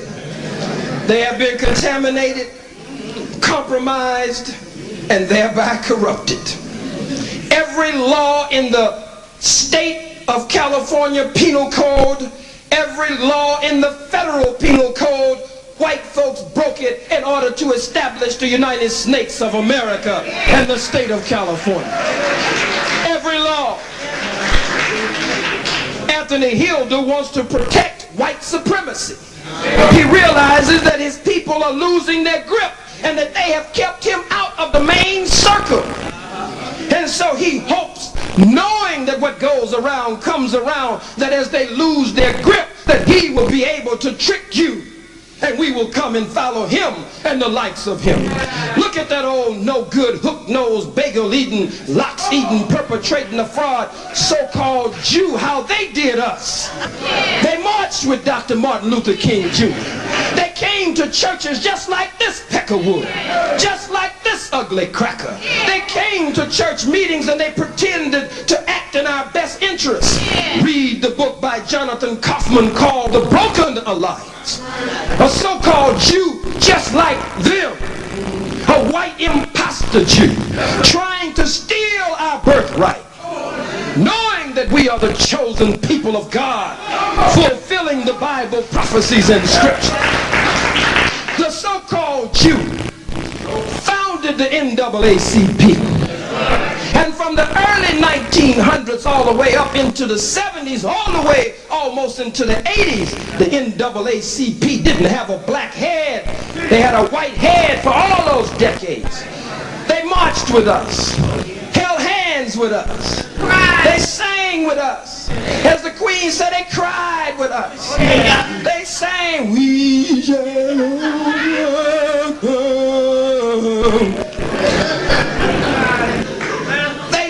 They were sincere if you were asleep. But they used us as cannon fodder. This cracker wants to use you as cannon fodder.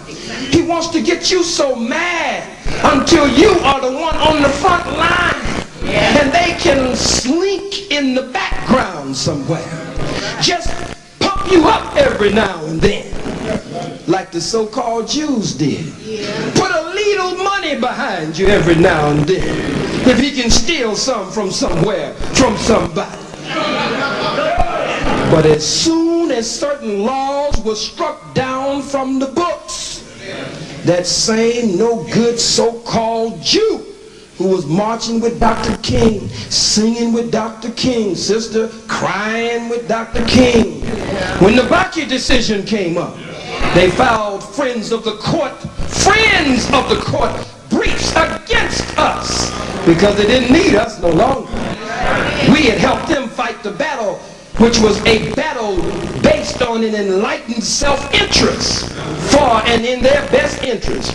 In New York, when the Ocean Hill-Brownsville case came up, they sided with the other side against us, and case after case, and sign after sign, and time after time, after they had used us for cannon fodder, when the laws were now shifting in their favor, they pushed us to the back and they took the foreground.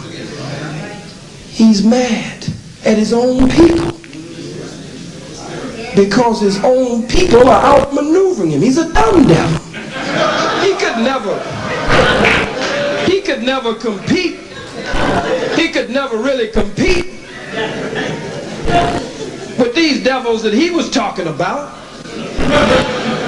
He couldn't compete with them. He knows he can't compete with them. And being a dumb devil, he would hope that you will fill up places and you'll buy his tapes. Did you know that this cracker says that that Osiris is the devil?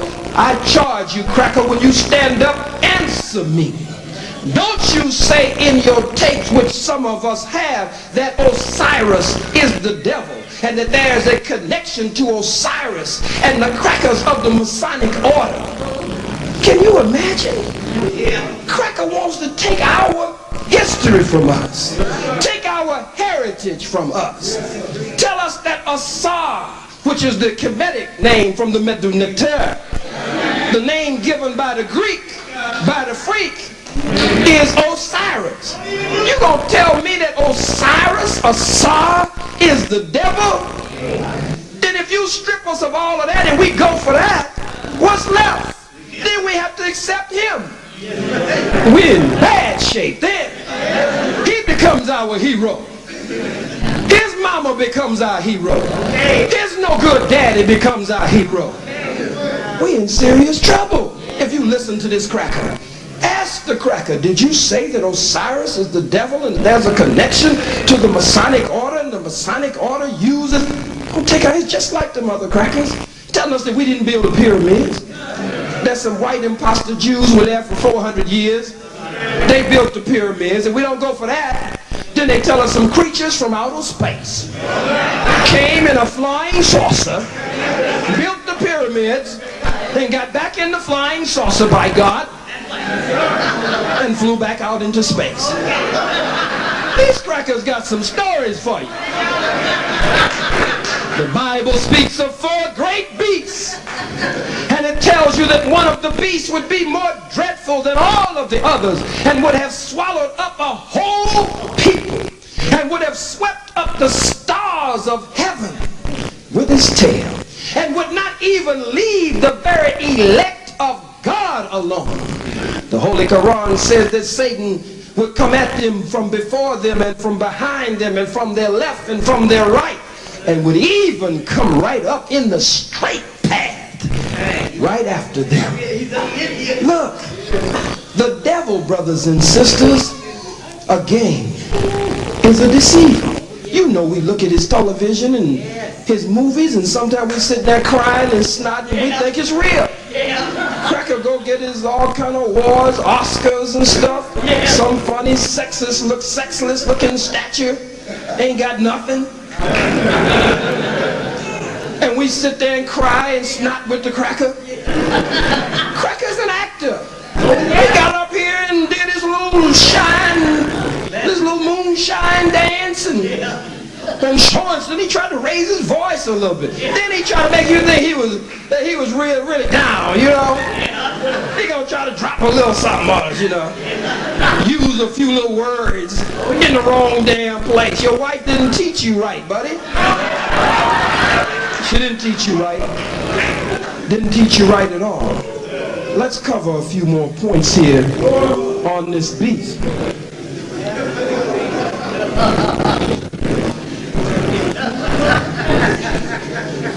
God is angry with the white man of America for the wicked mistreatment of his chosen people, you, the black man and black woman. And the real New World Order is mentioned in the New Testament. It speaks of a new Jerusalem that would be seen coming down from heaven. Another scripture, God says, behold, I make all things new. Another scripture says there'll be a new heaven and a new earth, and the former things will be passed away. This cracker doesn't want a new world order where we have freedom and independence and a nation of our own. He wants us to exchange one slave master for another slave master. And you can't pull that small time stuff over on us today. Does that mean my time is up? 10 more minutes? That means I have 10 more minutes. There are 10 more minutes in this round. The Bible says, study to show thyself approved unto God, a workman that needeth not be ashamed, rightly dividing the word of truth. Study, among other things, the nature of the beast, the nature of Satan, the nature of the devil, and his coding. Now, he's slick. He's slick, all right. And for him to come with a black woman, that's the ultimate thing. He came with that out front. All right. He thought that would go over real big. One day that'll get you killed, cracker. When this black man really wakes up, you're not going to come in his face and tell him that you're sleeping with his woman.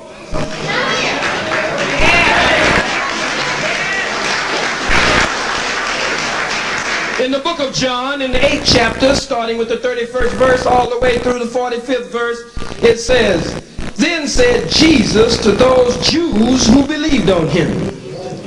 He goes on to tell them that the truth would make them free. The Jews say, "How can you say that the truth will make us free?" The so-called Jews say, "We have never been in bondage to any man." Jesus goes on to tell them in John the 8th chapter that his word has no place in them. He goes on to tell them in John 8 and 44, "You are of your father the devil. The lust of your fathers you will do. He was a murderer from the beginning. He abode not in the truth, because there's no truth in him. When he speaketh a lie, he speaketh of his own, for he's a liar and the father of the lie." As we move further through the scripture, says Satan, like a roaring lion, goes to and fro, seeking whom he can devour, and really to deceive. The Bible says, "My people are destroyed for a lack of knowledge." And in the book of Revelations, it says, "Here is wisdom.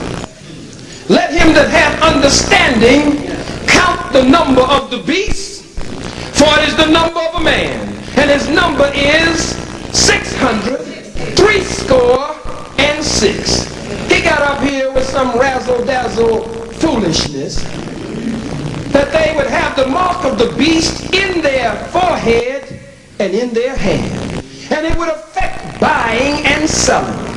The most honorable Elijah Muhammad and the honorable minister Louis Farrakhan have taught us that the mark of the beast represents the deception of the white man. It represents the white man robbing us of a knowledge of self, robbing us of our names, our language, our religion, our culture, our God, our folkways, our mores, our norms, robbing us of the very power of our own being, drowning us in the lakes, the rivers, the brooks, and the streams, lynching us and having what you call picnics. And you shall never use the word picnic again in your vocabulary, because picnic means and meant pick a nigger. And they would sell tickets and spread the checkered red and white tablecloths out, and they would go in the slave quarters and pick a nigger woman the way he picked our sister and our queen, and take and impregnate her, and then the cracker would stick his own knife in the belly, the pregnant belly of the black woman, and rip her stomach open and reach in with his slimy, dirty AIDS, syphilis, gonorrhea, herpes hand, and snatch the unborn baby from her and throw it to the ground and crush the black baby's head with his boot heel. Tie horses to one leg, tie horses to the other leg, beat them and make them run in opposite directions until they rip the black woman apart, and an unborn black baby would fall in a puddle of blood. Mark of the beast in their forehead and in their hands. When you have the mark of the beast in your forehead, you can't help but have it in your hand, because your hand, brothers and sisters, must do the bidding of your head. Cracker talking about a biochip. Don't put it on the back of the hand. Get thee behind me, Satan. What kind of chip could a cracker put in our hand and make us do something that niggas ain't already doing for the white man? Huh? That's what he calls us, niggas. Or he used the N-word. Shut up, fool. What kind of chip could make us more a nigger than he has made us? God didn't make niggers. The nigger was made in America by the white man. God didn't make niggers. Ain't no chip that's gonna make us more a slave to the white man than what's already in our forehead and in our hands. That's the mark of the beast. And so this cracker hates to see the real New World Order, which will return God's power to the face of the earth and permeate the universe. And then you would accept your own and be yourself and you would begin to come up, black man and woman. Don't you believe this cracker wants to see you in power? You really believe him? That he wants everything to be nice? And he's telling you all the time he wants to get America back? You know we are part of a system that's of the people, by the people, and for the people. In 1766, we were considered 3/5 of a human being. In the Constitution. Huh? Have you forgotten? Can a cracker just come among us and put you to sleep? Have you forgotten who this Peckerwood is? Haven't you forgotten that they always trick us? Look what they did to the red man and the red woman. Came in and married their women. Came in, the Indians, as they called them, taught them agriculture, taught them certain family values that they didn't have, a caveman didn't have. Taught them everything. And now the original owner of this nation is selling moccasins and blankets on a reservation. It was integration with the white man by the red man and woman that put them on reservations today. Came to Africa and murdered us wholesale. Yes, sir. Our Holocaust is not just a Holocaust, devil. We've paid a hell of a cost. We've lost over 600 million in the past 6,000 years at the hands of this no-good bastard. And now you gonna start the cycle all over again because some cracker comes in saying, look, I'm really for you. I really want to work with you. If the cracker is serious, be like John Brown, goddammit. If you're serious, go kill some white folks. If you're serious, go take Rockefeller out. If you're serious, go and that same list you have for the Trilateral Commission and the Central Intelligence Agency, be like John Brown, Peckerwood, go take them out. Then we know that this is a real cracker here. And we still won't let him come among us. But if you're real, show us that you're real.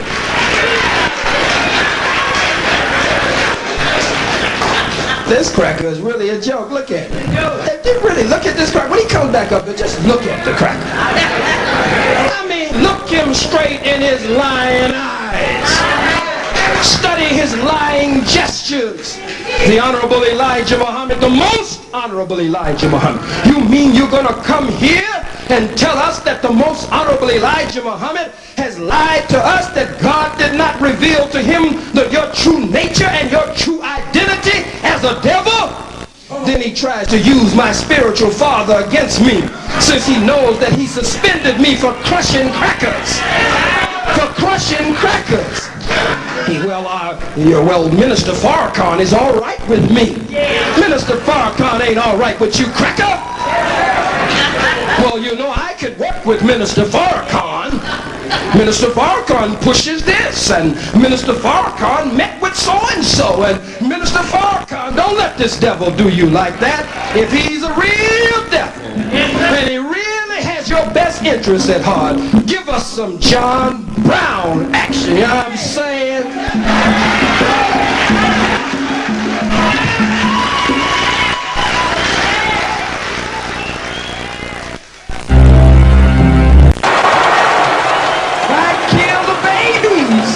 Just little innocent blue-eyed babies, because goddammit, they're gonna grow up one day to rule your babies. Kill them now.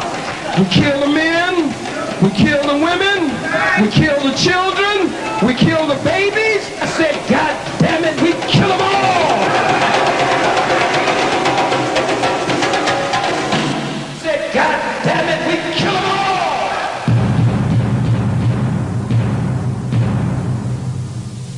It was the late spring of 1997. America's Black Hitler, Dr. Khalid Abdul Muhammad, came to Los Angeles to answer my challenge, to debate him on the race issue. Khalid's claim was that the white man is the devil.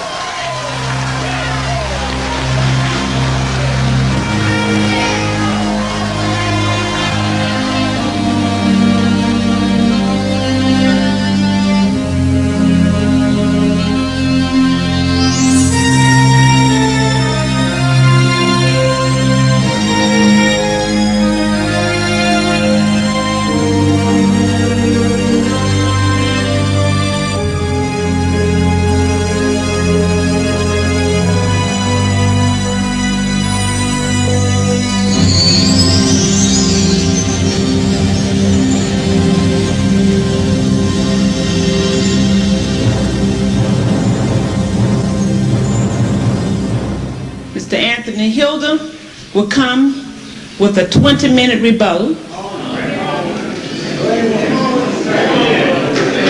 And after both rebuttals, at that time we will allow questions from the audience, because we're here to listen and to rightly divide truth. So whoever's up speaking, somebody wants to hear what each person is saying. So let's listen, and then you can judge for yourself as to what you truly believe. I'm calling for a free world alliance. I want you to have your own nation. I want you to separate. I want the tribal, linguistic, religious, racial, and ethnic nation states to emerge. In Africa, we have colonization and communization. And what I'm asking for is this alliance to bring about the recognition of these tribal, linguistic, and racial nation states. See, I can deal with the Klan. And Ku Klux Khalid is out-kluxing the Klan. And yes, I can deal with racists. I'm debating one tonight. The black bigot, America's Black Hitler.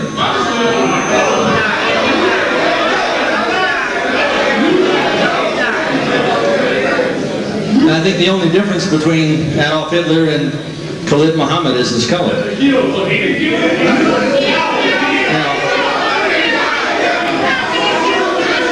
Khalid is the recipient of the Ford Foundation Fellowship. I want to tell you a little bit about the Ford Foundation. They were putting up about $300 million a year to finance revolutionaries.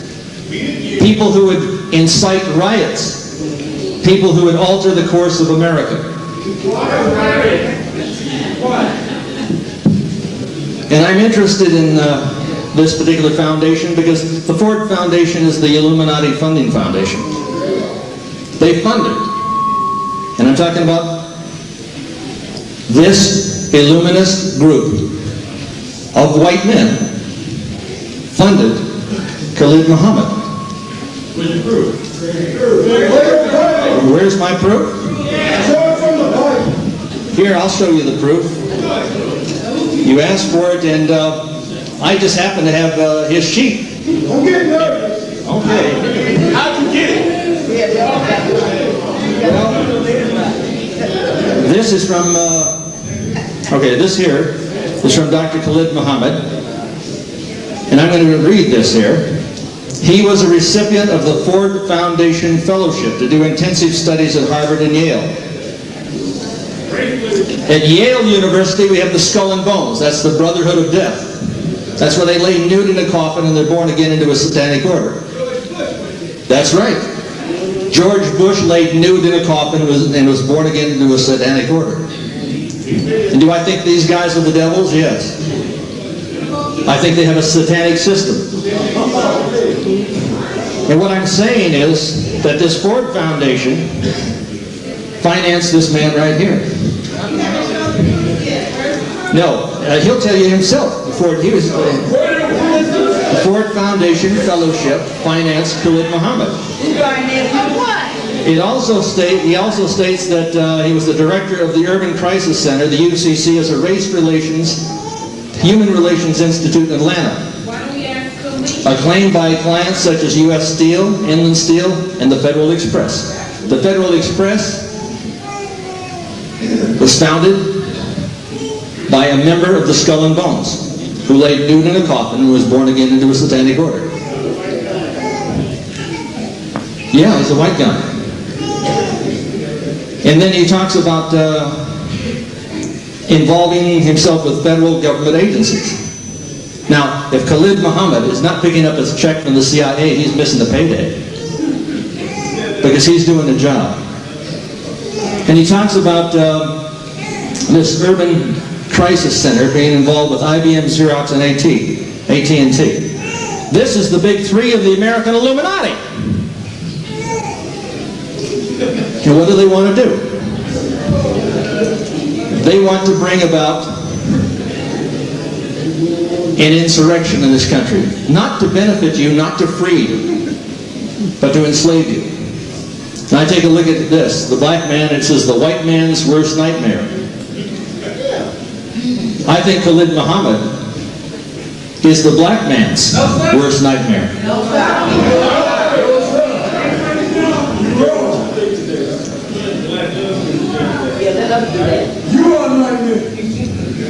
Now I'm taking a look at the client list here, and yes, they are from the Brotherhood of Death.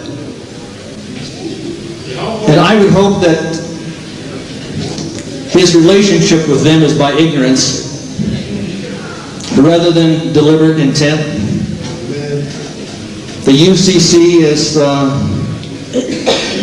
Khalid's bioreflex is in bed with the Illuminati Fortune 500. And if you don't think it's true, ask him. He'll tell you. Can we get a response now while we're on the I'll give you a response. His time will come up here in just a moment, Jerry. We do want to know about Osiris. See, they would like to control you. They would like to kill you. They would like to incarcerate you. And I'm taking a look at this convention.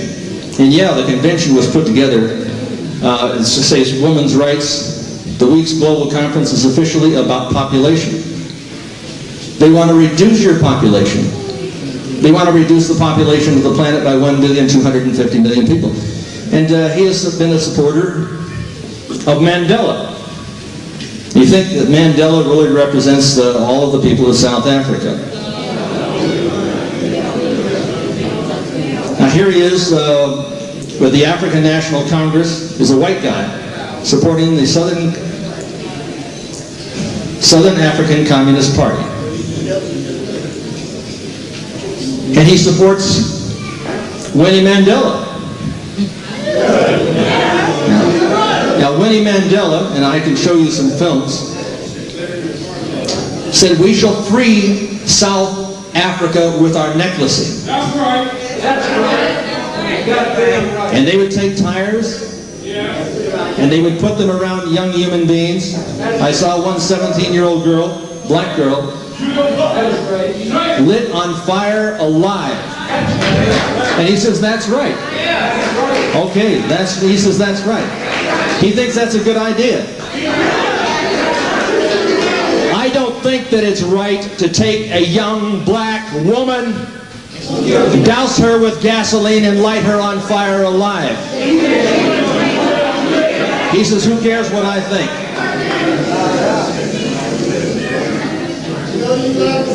See, I believe in freedom, and that everyone has a right to choose, to integrate, to segregate, to separate, and I believe in a free world alliance. And I'm taking a look here at this particular movement that the Ford Foundation has been supportive of. And there's an individual, I think he wrote a play called The Toilet. You may know him, Leroy Jones. He authored a play, about a degenerate white man who molests blacks in the men's room. White people were described as loons, devils, beasts, and liars.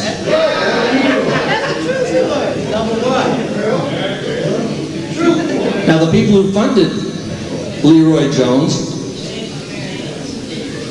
were from the Ford Foundation.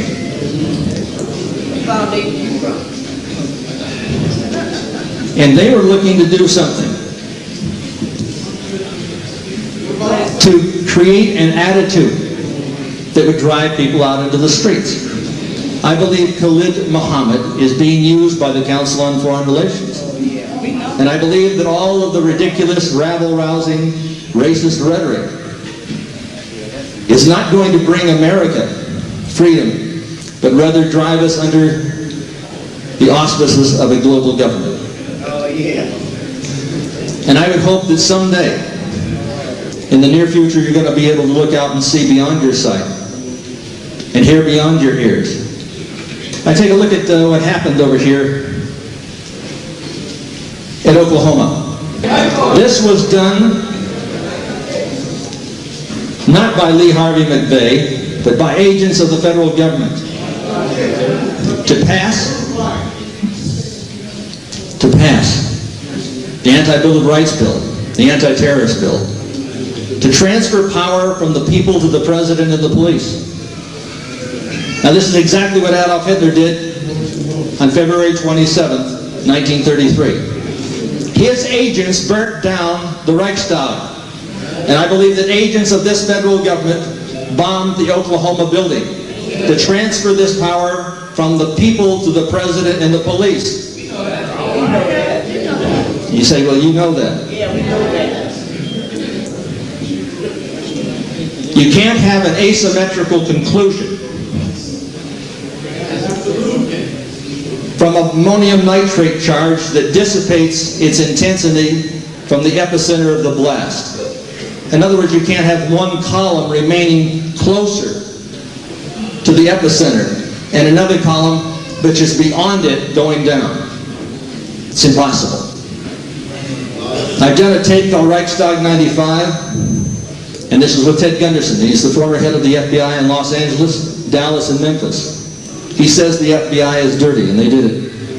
I just got a picture in the mail the other day, which validates what I'm saying. This is taken from the air. There were some good old boys down there in the South. They were out fishing, and they saw this 10-foot fence go up in this army base. This is sort of the base that's half closed. This is about 2 hours or so from Oklahoma City. It shows 4 Quonset huts, 5 tents, 4 Humvees, and some yellow brownish material over on the ground next to 2 cylinders. And here's the same picture on the other side. In the center, you'll see a yellow Ryder truck.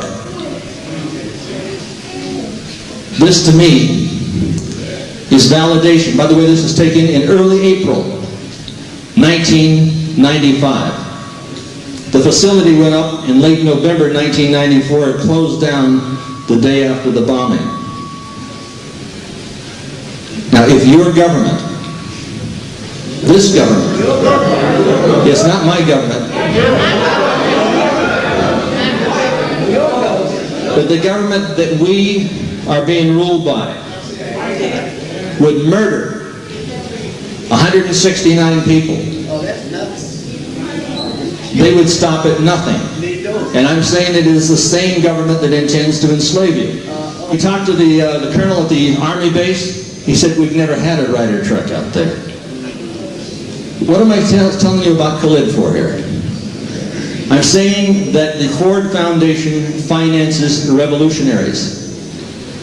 They finance people that would seemingly oppose everything that they stand for. They have financed Khalid. And there is a reason. Do you have proof? Yeah, I've got proof. Did you receive any monies from the Ford Foundation? Yes, I did. Yes, I did. Yes, I did.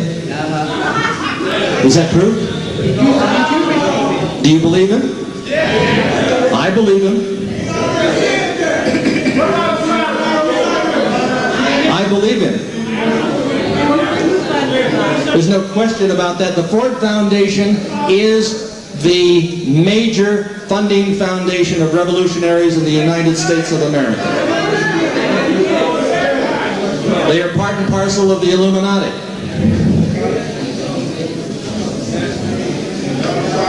How much did you get? What about Osiris? Oh, insofar as Osiris is concerned, I think Khalid is making a reference to the statement of the eye on the back of the dollar bill. The Catholic Church for years called it the eye of Lucifer. If you take a look at the pyramid, you'll see this. On the back of the dollar bill it says Annuit Queptus Novus Ordo Seclorum, the new world order. I say odor. Because if you cannot see it, if you cannot hear it, you can certainly smell it. It has the stench of death and betrayal. At the bottom it says 1776. This is the creation of the order and sect of the Illuminati. It's not black men in control of this country, it's white men. Evil white men. But that does not make all white men evil. There is a small group of these people controlling our currency, our commerce, our health. They don't want you healthy, they want you sick. They don't want you alive, they want you dead. They don't want you free, they want you enslaved.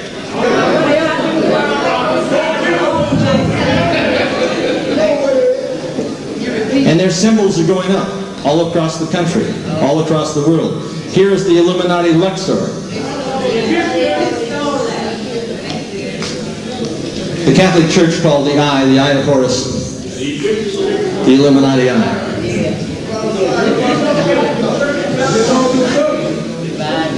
Now, as you know, Khalid has had a fallout. He's had a fallout with Farrakhan. I did not create. I didn't create the division. I like to speak. Listen, I did not create the division. He dug that division with his mouth. That's none of your business. That's none of your business. Khalid has been to Mecca 6 times. But never once has he discovered what Malcolm X has discovered.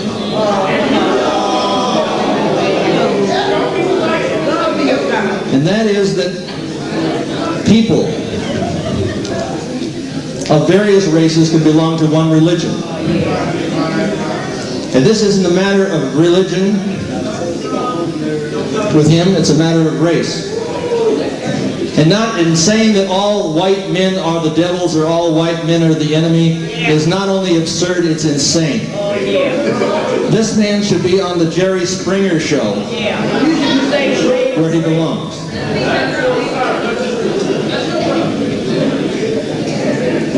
And after the assassination... One more minute. Yes, one more. All right, after the assassination of Bobby Kennedy and Martin Luther King, this government passed a bill calling for the disarmament of America. It is identical in nature, almost word for word, with the legislation, the legislation passed by Adolf Hitler. That was in 1968. Ronald Reagan was not president of the United States then. So I'm asking for that revelation, and I'm asking that you discover what this man is, because I believe he is an embarrassment to the nation of Islam. And I'm going to turn this over to Khalid. Welcome back to the podium, Khalid.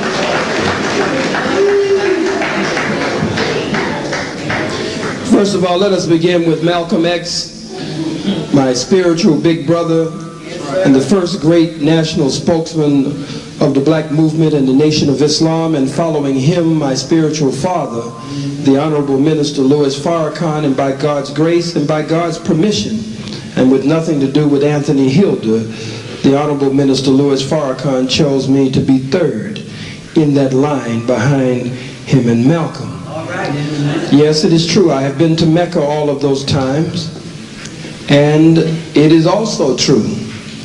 I did not find what Malcolm found. I have been 7 times, and I found racism among the white Arabs in Mecca so thick until you could cut it with a damn knife. I found ghettos in Mecca. I found that no matter where I went in the world, I found that no matter what the social, political, religious, economic, academic system was, it made no difference Wherever the black-white dynamic existed, you'll find the white on top, the black on the bottom. I've been to capitalist countries as we are victims of white capitalism, and wherever the black-white dynamic exists, you find the white capitalists on top and the black capitalists on the bottom. If it's a socialist country, you find the white socialists on top and the black socialists on the bottom. If it's a communist country, you find the white communists on top and the black communists on the bottom. If it's a Christian country, you find the white Christian on top and the black Christian on the bottom. If it's a so-called Jew country, you find the white Jew on top and the black Jew on the bottom. Yes, I've been to Mecca, and where the black-white dynamic exists, you find the white Muslim on top, and God damn it, you find the black Muslim on the bottom. It makes no difference what the system is. Wherever the black-white dynamic exists, you find the black on the bottom and the white on top. Some of you say it's a class system. If it's a class system, then you'll find the white man as the upper class, and you'll find the black man and woman as the lower class. No, I didn't find what my spiritual big brother Malcolm found in Mecca. I found racism in Mecca, and I've found it everywhere I've gone throughout the face of the planet Earth, 196,940,000 square miles. I found it everywhere I went. Now, listen to this damn fool. Talk about the Ford Foundation. You read yourself, cracker. I was going to school, a young boy, considered what was called an advanced or an accelerated student, a gifted student, from preschool all the way up through elementary. They clocked us, pulled us together, about 29 of us, kept us together. We keep up with each other to this very day, and none of them are on the payroll of the crackers of the New World Order, the Trilateral Commission. None of them are on the payroll of the Rockefeller Foundation. None of them are on the payroll of the Ford Foundation. We all keep up with each other today. They didn't mix anybody with us. These were black elders over us. We were their pride and joy. And so based on our test scores and based on our performance, Harvard, Yale, and Columbia. I ain't had nothing to do with no skull and crossbone fool. That's your thing, getting naked and laying down in caskets and stuff. That ain't my thing. Been in no damn casket naked. The hell I look like in a casket naked? Get out of your damn mind. This cracker should be on Comic View with Miss or somebody. In a casket naked. He probably looking at this handsome bald-headed black man wishing he could get in a casket with me.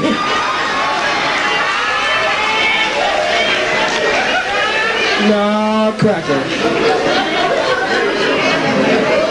He says I support Mandela. That lets you know how dumb the cracker is. November 29th, 1993, King College. That's one of the main things that rocked and shook the foundation of the world. I said that I did not support Mandela. I said I don't agree with Mandela. I said I believe that Mandela is one of the weakest ever to be in any leadership position over black people. But the cracker's a dumb cracker. A dumb devil. Knows no better. I said that day that if we were going to give white folks, after they have murdered our black men, women, children, and babies, and the Oppenheimers and the De Beers and others have robbed our diamond mines.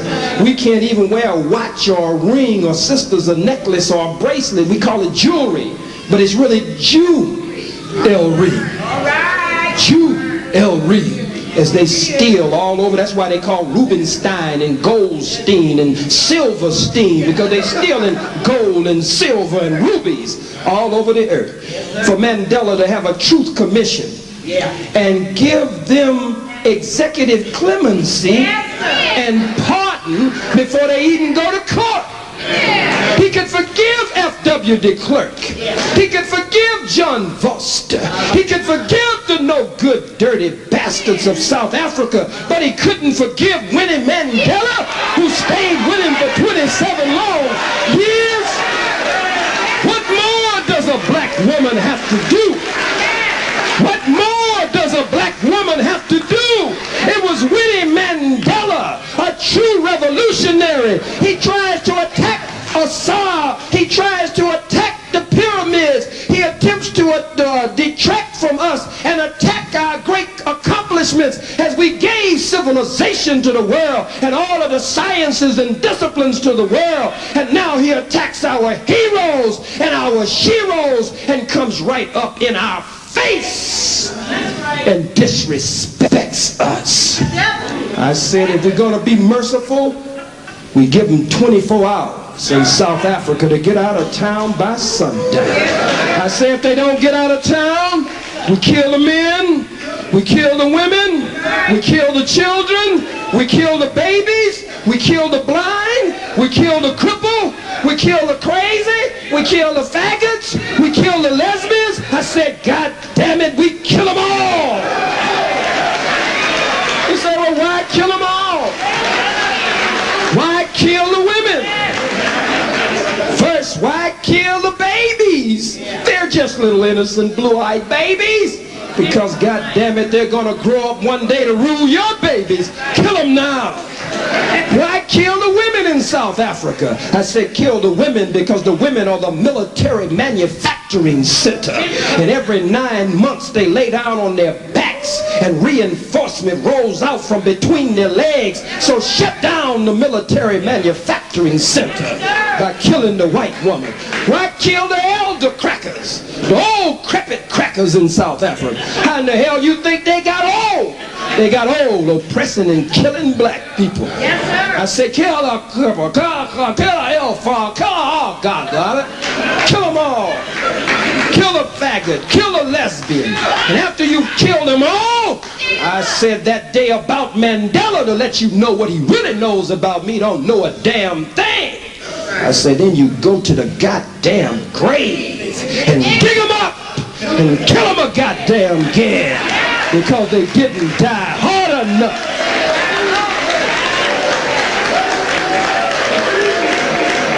And if you don't have the strength to dig them up after you've done all that work, just go to the grave and shoot in the damn grave. Kill them again because they didn't die hard enough. I don't have no respect for Mandela. The so-called Jews had their Nuremberg trials. They tried Nazi war criminals for war crimes. Where are our Johannesburg trials? If they had Nuremberg, where are our Johannesburg trials? Where we try war criminals and give them justice. Justice, the most honorable Elijah Muhammad teaches, is the reward for good and the punishment for evil. Let me see what else this no-good cracker said. I got his notes here. Damn fool. Hey, I'm going off to school to Harvard, Yale, and Columbia. They're financing me for revolution. I wish they'd give me some guns.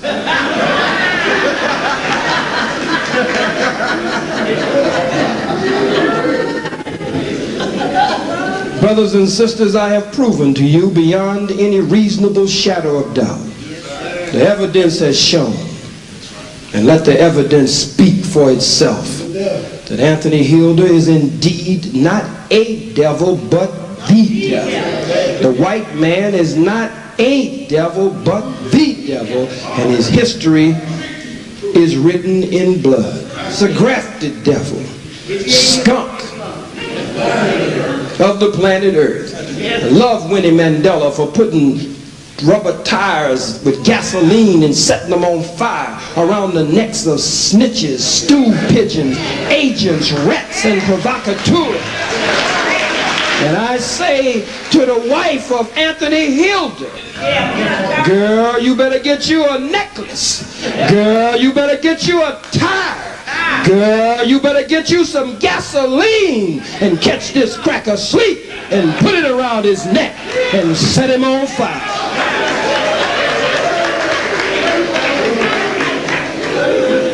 The Holy Quran says, and when the Lord said to the angels, I'm going to place a ruler in the earth, they said, what would you place in the earth but that which would cause mischief and the shedding of blood?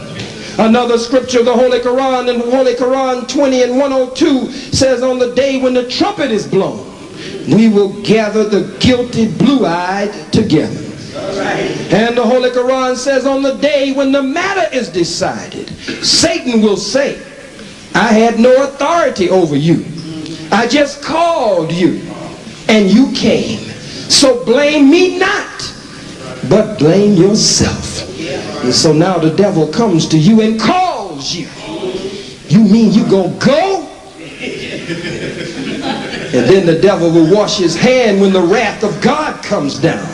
And he will say, as the Holy Quran says, I had no authority over you. I just called and you came. So blame me not, but blame yourself.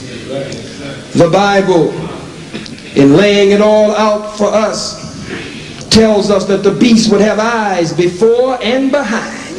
He'd have a grasp of history and would be able to look down the wheel of time.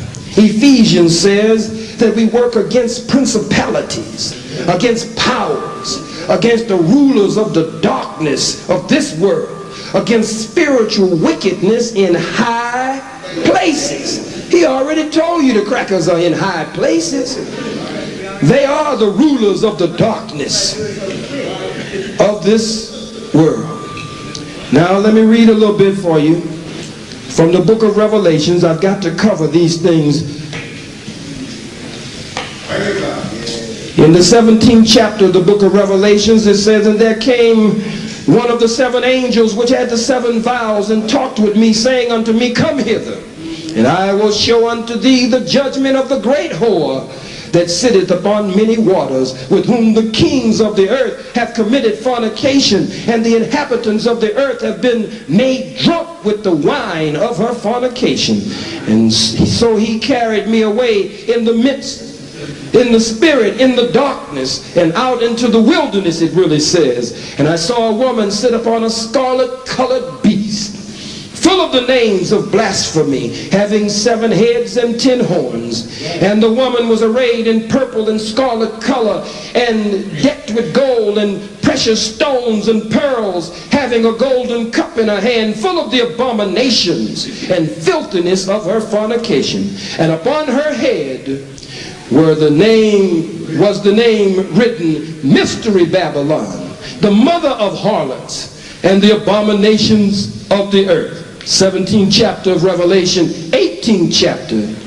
And after these things I saw another angel come down from heaven, having great power, and the earth was lightened with his glory. And he cried mightily with a strong voice, saying, Babylon the great is fallen, is fallen. She has become the habitation of devils, the hole of every foul spirit, and the cage of every unclean and hateful bird. Another scripture says, come out of her, my people. Come out of her. For her sins have reached unto heaven. He says, come out of her. God is talking to his people. He says, my people. And my is the divine possessive pronoun in this case. Come out of her, my people, that ye be not receivers in her plagues, and that you be not partakers in her sins. And it tells you how these cities of this mystery Babylon, which is America herself, would be burned, absolutely and utterly burned. You can't save it, Anthony. The hand of God, the judgment of God has entered into the gates of America already. The death angels have entered in already, and they didn't get no grant from a Ford Foundation. They came straight from God himself. There is no way to save America. He keeps appealing to you as though you are an American, trying to trick you. And if you go for that, I tell you the way Malcolm told you, you've been hoodwinked, you've been had, you've been took, you've been bamboozled. If you let this cracker tell you that you are an American and that you should join with him to save America, I live according to the title of that great and illuminating book of the most honorable Elijah Muhammad called The Fall of America. I want to see America fall. The most honorable Elijah Muhammad, for the wickedness and the evil of the white man, the devil himself, he says America would burn for 310 years and take 690 to cool off. He said a handful of devils would make it out of the first judgment, a remnant of them, and would make it into Europe. If you do right, Anthony, maybe you can make it out of the first judgment and escape into Europe as a God's judgment will strike America first. Maybe if you stop lying, you could get an extension of time, but ultimately God's wrath and judgment would reach Europe also. And you would be destroyed in Europe after a period of time. But at least you could get a stay of God's judgment at an extension of time if your nature will allow you to straighten up and stop lying so much. But a devil must lie. That's the end of the 20 minutes? Wow, they came fast. Well, we got 15 more. I got 15 more minutes on you, cracker.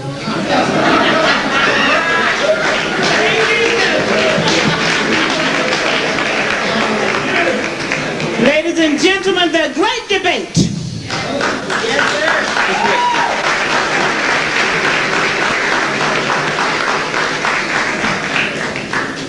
Closing remarks. Hold your questions from the debaters, beginning with Anthony Hilder. Dr. Henry Kissinger said in Event Las Bonnes, France, 1991, he said, "Today America would be outraged if UN troops entered Los Angeles to restore order." He went on to say that tomorrow they will be grateful, and this is especially true if they were told that there was a threat from beyond, whether real or promulgated. And he was talking about a threat from beyond, from outer space, whether real or promulgated. And July 5th of last year, they released July 4th, Independence Day. They're not talking about independence, but interdependence. And he went on to say, "It is then that all peoples of the world will plead to deliver them from this evil. The one thing every man fears is the unknown. When presented with a scenario, individual rights will be willingly relinquished for their guarantee of well-being granted them by the world government." This is what the battle is all about. The battle should not be between black and white, but between right and wrong. And I believe that reasonable, rational minds should work this out. We have a common enemy. Yeah, and my enemy happens to be white. Unbelievable? Yeah. No, I'm not an enemy to myself, Khalid. George Orwell said, "Political language is designed to make lies sound truthful and murder respectable, and to give an appearance of solidarity to pure wind." And you, Khalid, are talking to the wind. Having a belief in God has nothing to do with race. Believing in God and following in the footsteps of the faith has nothing to do with race or color.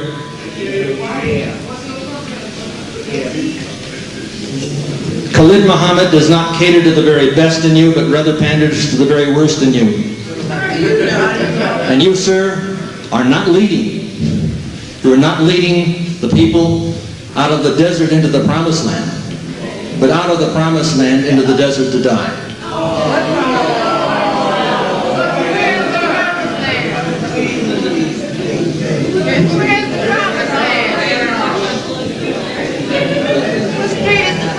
I think Khalid deserves a front row seat on the Jerry Springer show. You're exploiting and not benefiting your people. And I think he's become an embarrassment to the Nation of Islam, and I think that's why Minister Farrakhan has made that separation.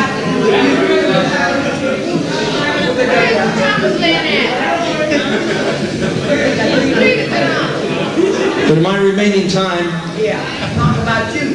I want to reiterate what is happening in America. We have the Republican Party and the Democratic Party, both controlled by members of the Council on Foreign Relations. In 1980, we had an election. George Bush, from the Trilateral Commission, was running for president. John Anderson, from the Trilateral Commission, was running for president. Jimmy Carter, from the Trilateral Commission, was running for president. In 1980, it was a heads they win, tails we lose. Even if the coin landed on its side, we would lose. Until we incite a revelation, until we have money in this country that is not controlled by these international banksters and government gangsters, we are going to be forever enslaved to this institution, this evilarchy that I talk about. I did not go to Yale. I was not financed to go to Harvard. And I have no allegiance with him. But I know that individuals in the Ford Foundation are interested in reducing the population of the planet. This is not a question, it's a reality. And when we take a look at the New World Order emerging, and we take a look at how they work over the races, like what color is black. My children are half white, they're half black. Are they then half devils? Yeah. Oh, they're half devils because they're mixed?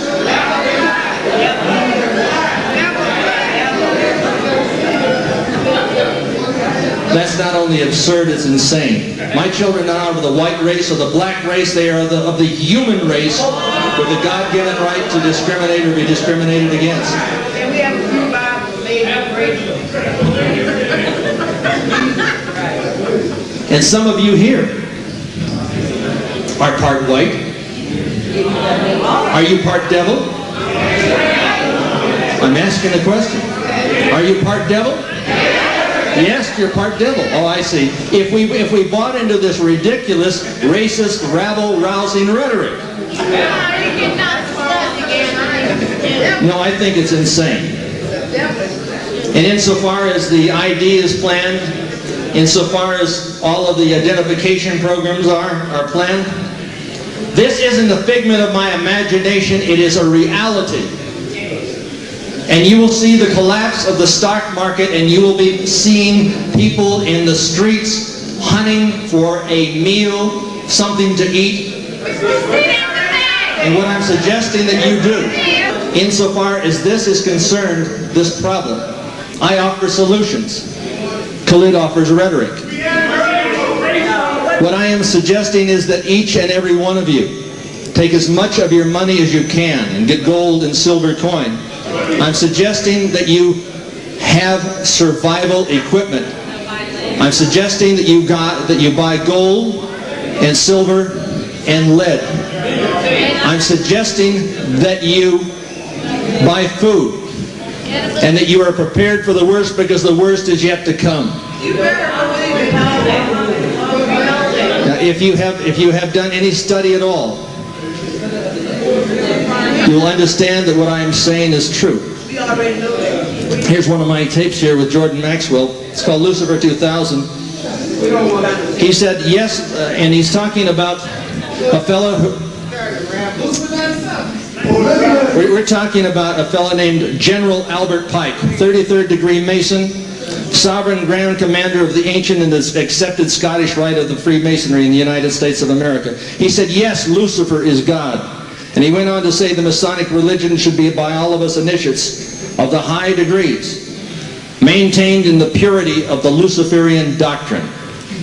If you go over here to Wilshire Boulevard in Plymouth and look up, you're going to see a statue about as tall as this building of General Albert Pike. co-founder of the Ku Klux Klan. The Masonic religion is demonic.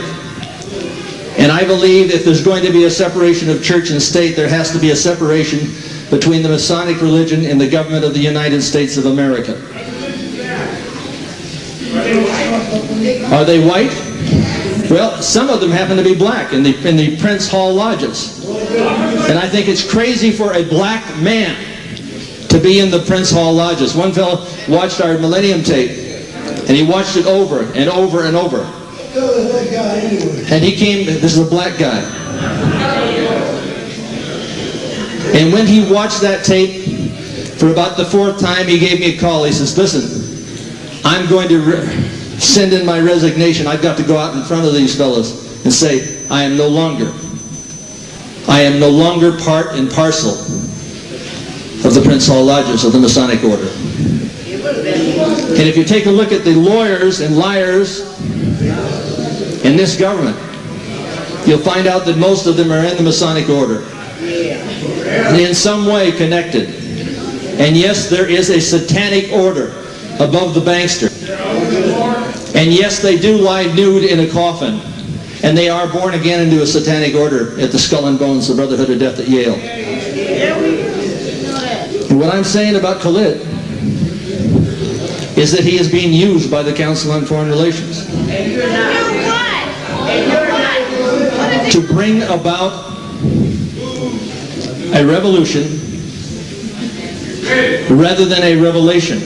And I would like to see, and I would support, a separatist movement. If the Nation of Islam would like to have its own nation, I would honor it. I would support it. And when he says, no, I would not, you better think again.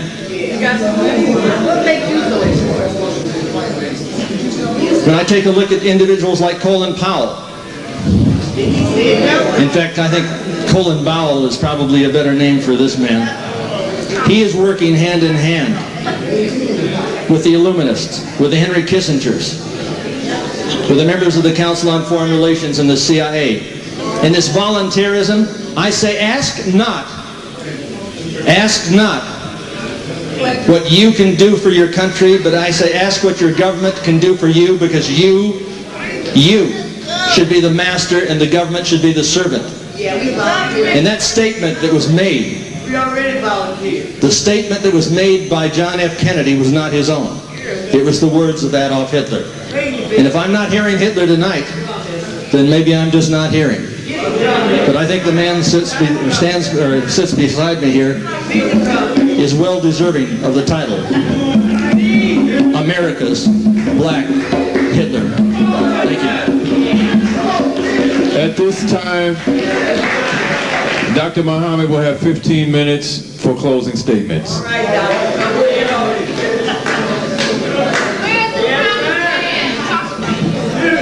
I want to first of all point out that in a study in the Journal of Black Psychology dealing with religiousness, race, and psychological well-being, exploring social psychological mediators, that they have determined that black people are more connected to God and more spiritual and more religious, as the psychologists and psychiatrists have studied, and white people have a natural leaning or inclination, I might add, toward that which is Luciferian, devil, and satanic.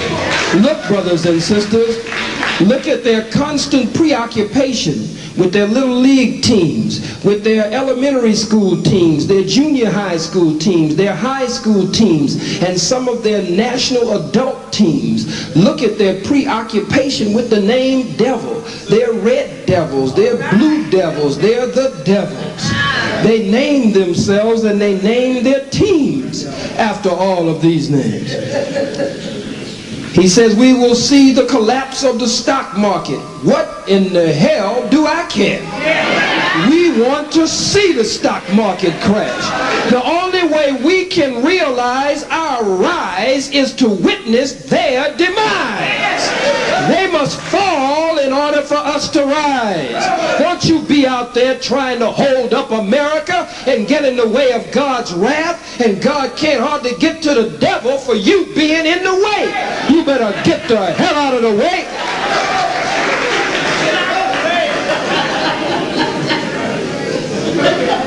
He says that we must buy gold, we must buy silver, we must store medical supplies, we must store water, we must do this. The most honorable Elijah Muhammad told us all of these things a long time ago in teaching us about the fall of America, and there are many of us still doing it all over the hells of North America to this day. But the cracker believes he has to come and tell us what we need to do. No good wig wearing bastard. He punked out. He wouldn't deal with Osiris.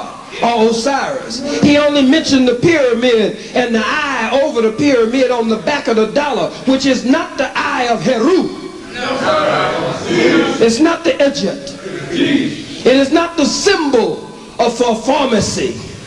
It is not the symbol that comes up out of our ancient forefathers and foremothers when you study our history and our history. This is a cracker's eye on the back of the dollar over the pyramid, dealing with exactly what we're talking about, turning our supreme wisdom directly from God upside down and turning it around and turning it against us. Brothers and sisters, I repeat, I have proven to you from the teachings of the most honorable Elijah Muhammad. He keeps mentioning my spiritual father, the Honorable Minister Louis Farrakhan. He was the one that told me that you were the devil. He was the one that taught me who the devil was. He was the one that I learned to say so eloquently and loquaciously and dynamically and articulately cracker from. I learned it from him. I'm a product of Louis Farrakhan. I'm the son of Farrakhan.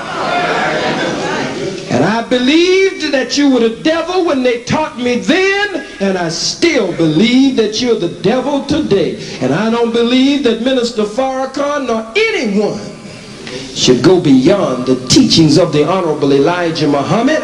And I think you are just trying to put that on him so that you can fit yourself into some kind of special arrangement here tonight that would make this an evening where you can exercise the lies that you're used to getting away with telling everywhere you go. But you didn't get away with them here tonight. You won't pull that small time stuff over on us. Khalid Muhammad wants a revolution.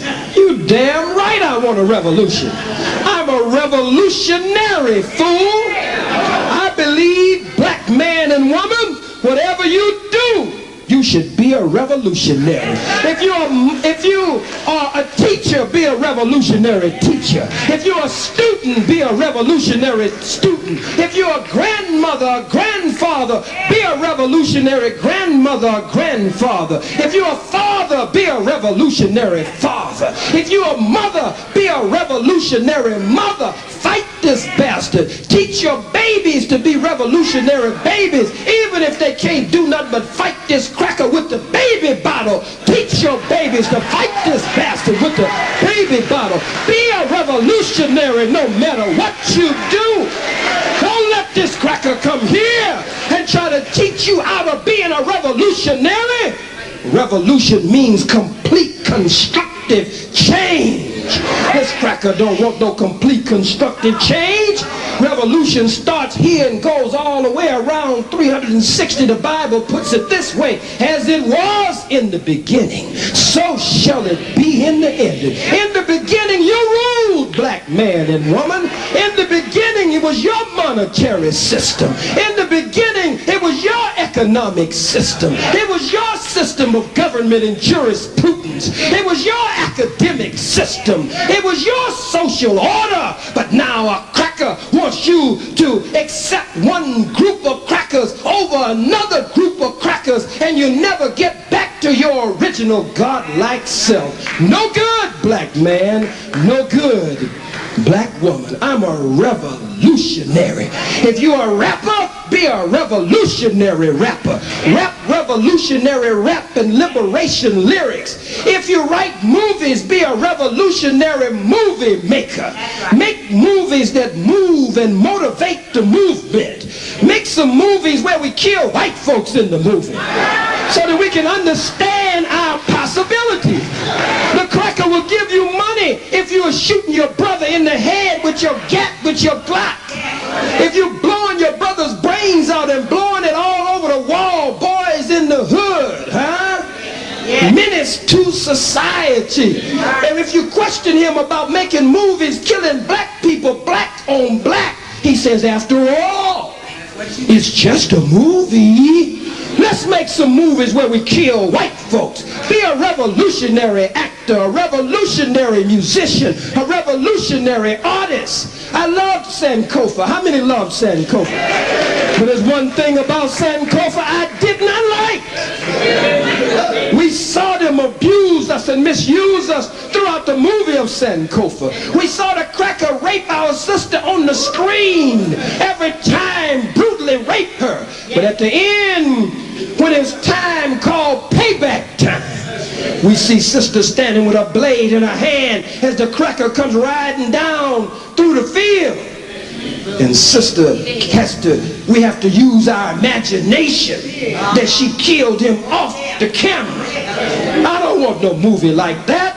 Be a revolutionary movie maker. I want to see sister, after this misused her a whole movie, I want to see sister take her blade and swish, cut that cracker's damn head off. I want to see his head roll down the field on the movie. I want to go to the cinema, go over to Magic Johnson's cinema. I want to go in and sit down in them plush seats at Magic's theater. I want to see a revolutionary movie maker put a movie on the screen where we kill crackers so hard and so long until blood is all over the screen. You got to cover your damn popcorn. You think blood is going to get in the popcorn.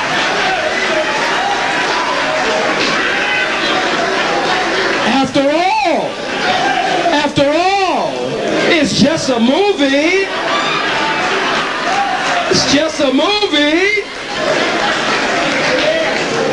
The most honorable Elijah Muhammad not only taught us of revolution, meaning complete constructive change, or he used the term resurrection. Resurrection. But he also, Anthony, taught us of revelation. He says that God revealed to him. That God revealed to him in the person. That God revealed to him that the time for the rule of the white man is up. That he was given 6 days or 6,000 years, as it is in the Bible. 6 days shall thy rule, O man, and do all thy work. But on the 7th day you will be put to rest. 2 Peter 3:8 says, dearly beloved, be not ignorant of this one thing. One day with the Lord equals 1,000 years, and 1,000 years equals 1 day. So 6,000 years the cracker was given to rule. The most honorable Elijah Muhammad said God in Revelation revealed to him, that God in the person revealed to him that separation was the best and only solution. That we have to get away from this death. That we would be all right, Anthony, if we could just get the hell away from you. We would be all right. The only reason we let you in here tonight is to show your skinny ironing board backside straight up, straight down, 6 o'clock, flat behind, up. That's the only reason we let you in here tonight. That's the only reason. Says I'm a discredit. How many of you believe I'm a discredit to the Nation of Islam? How many believe I'm a credit to the Nation of Islam and the black nation? Let me see your hand. How many of you don't know what the hell you believe? That's all right. Brothers and sisters, it's freedom time. No more we shall overcome. The song now is we shall overrun. We should support whatever the enemy opposes and oppose whatever the enemy supports. Support whatever the enemy opposes and oppose whatever the enemy supports. But when you get a cracker like this, they playing both sides. Oh yeah. Cracker's quick to do that on you now. Cracker over here be on that side, then you have another cracker on this side. He said, if you miss him over there, Charlie, I'll get him over here, buddy. If you can't get them to follow you over there, girl, I'll get them to follow me over here. And I'll tell them all the good things. The cracker said some truth. The devil can do good, but that doesn't make the devil good. The real enemy is the white man. Let us unite. Yes, let us make an alliance. Yes, let us build an African united front and a black united front. Yes, let us store our water and our medical supplies and our food. Let us begin to train and teach each other. Each one teach one. Yes, let us get our gold and our silver, which is what this system used to be based on. Now they just hanging paper. Ain't backed by nothing from Fort Knox or nowhere else. And the Federal Reserve is owned privately by these cold-blooded crackers. But a cracker is a cracker is a cracker is a cracker. You can never trust a cracker. You can never trust a peckerwood. You can never trust the devil. No way on earth you can trust this devil sitting right here. If he comes with good information, take the devil's good information and bid the devil, get thee behind me, Satan, and send him on his way. Lift every voice and sing till earth and heaven ring. Lift every voice and sing, but at the same time you better lift every fist and swing too. Thank you for listening. Assalamu alaikum. Brothers and sisters, we need you to take your seats. Brothers and sisters, we need you to take your seats. The program is not over. We are now going to allow you to come to the microphone. Brother Emania, stand. This is one of the great artists in the black community from the old tradition of our ancestors, imbued by the spirit of our ancestors. Here's our pastor who has come up, Pastor Gaither. But come right on up. You and the brother for... Come right on up, brother. My son, where is he? My son, Farrakhan. Give him a strong black hand. Many of you have watched him grow up right before your eyes. Very strong young man, very brilliant young man, very conscious and committed, and I just love him, love him, love him.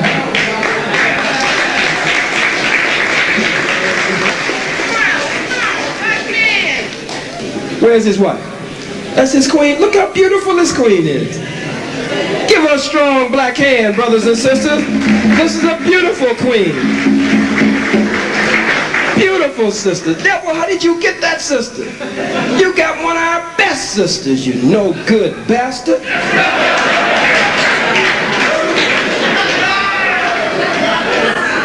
What'd you say, sister? Jealous? Yes, ma'am.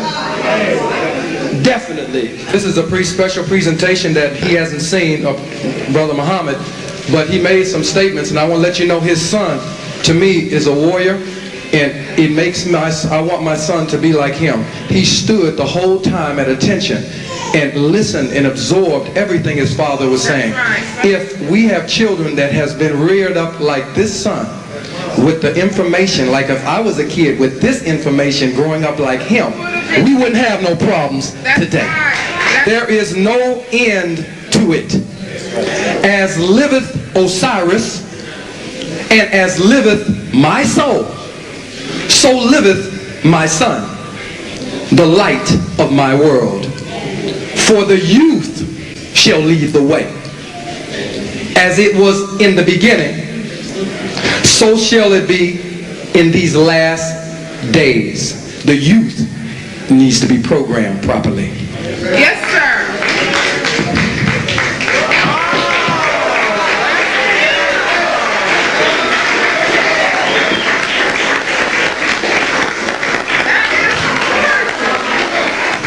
Now, we have question and answers. And I want to implore upon all of our brothers and sisters in line to ask a specific question. My name is Marcus, and I'm acquainted with Mr. Hilder. My question is directed at Mr. Anthony Hilder. When I met you for the first time, you showed me a picture of Give him a chance here and be quiet so Marcus can speak, please. You showed me a picture of yourself in either South Africa or Zimbabwe, which was known as Rhodesia at the time.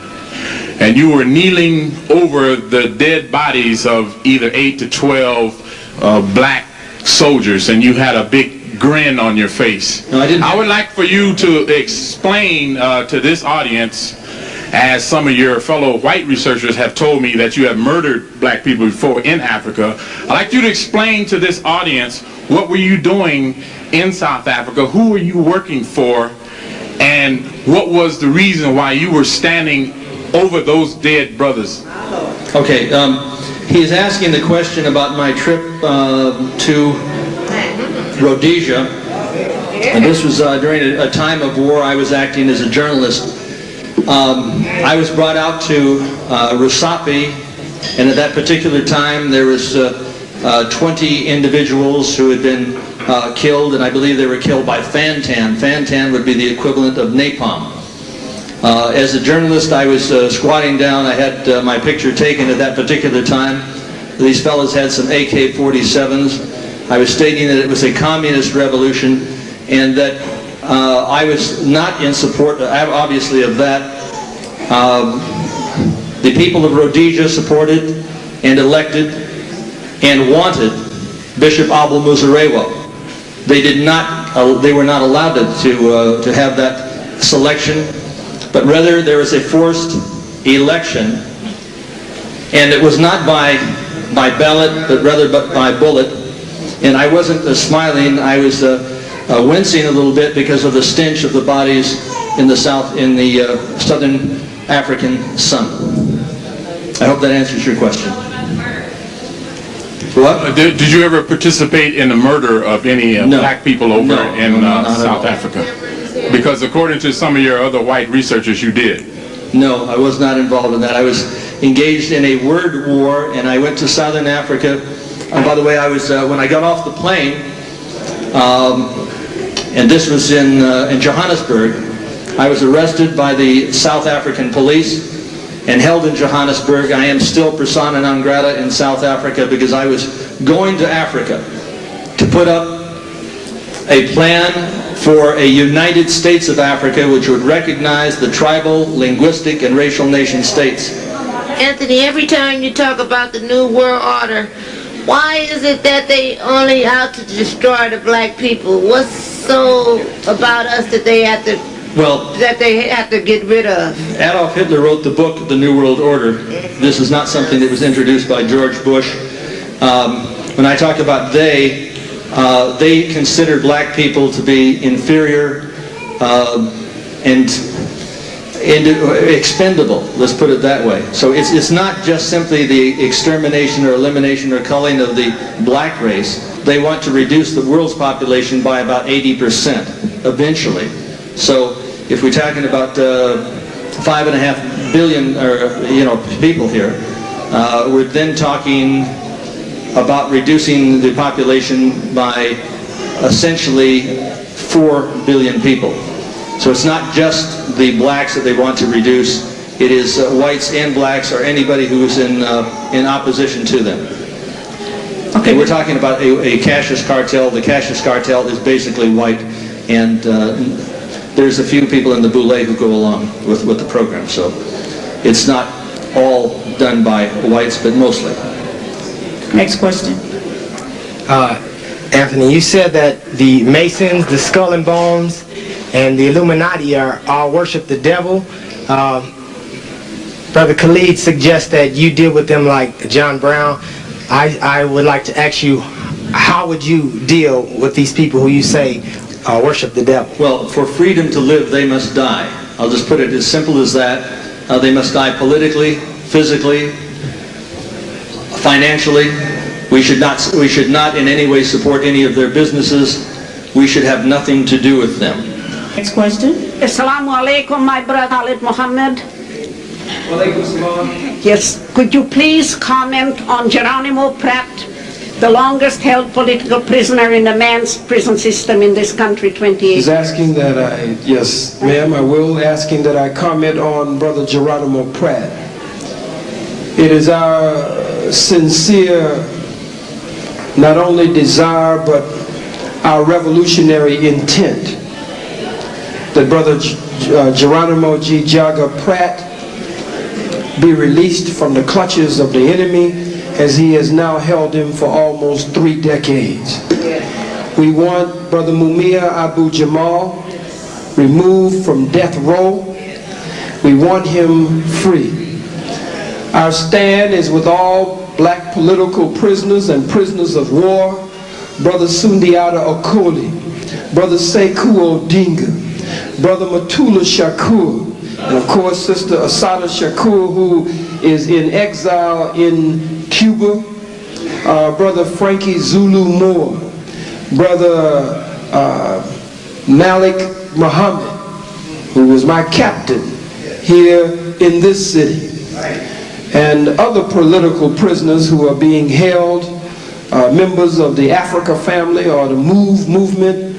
And it was this month, May the 2nd, this month, I believe 1973. Let me make sure. No, it was May 2nd, 1973, that Sister Assata Shakur, Brother Zaid Shakur, and Brother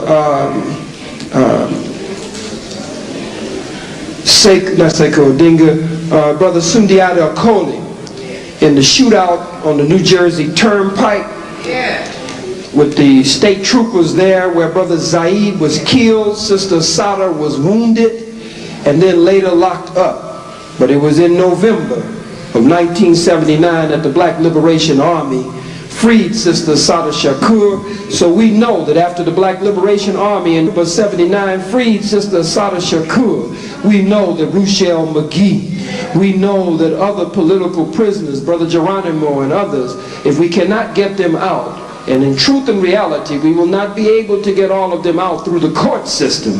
We have to become strong enough that we go and liberate our political prisoners. That is the only way that they're going to really get out, most of them.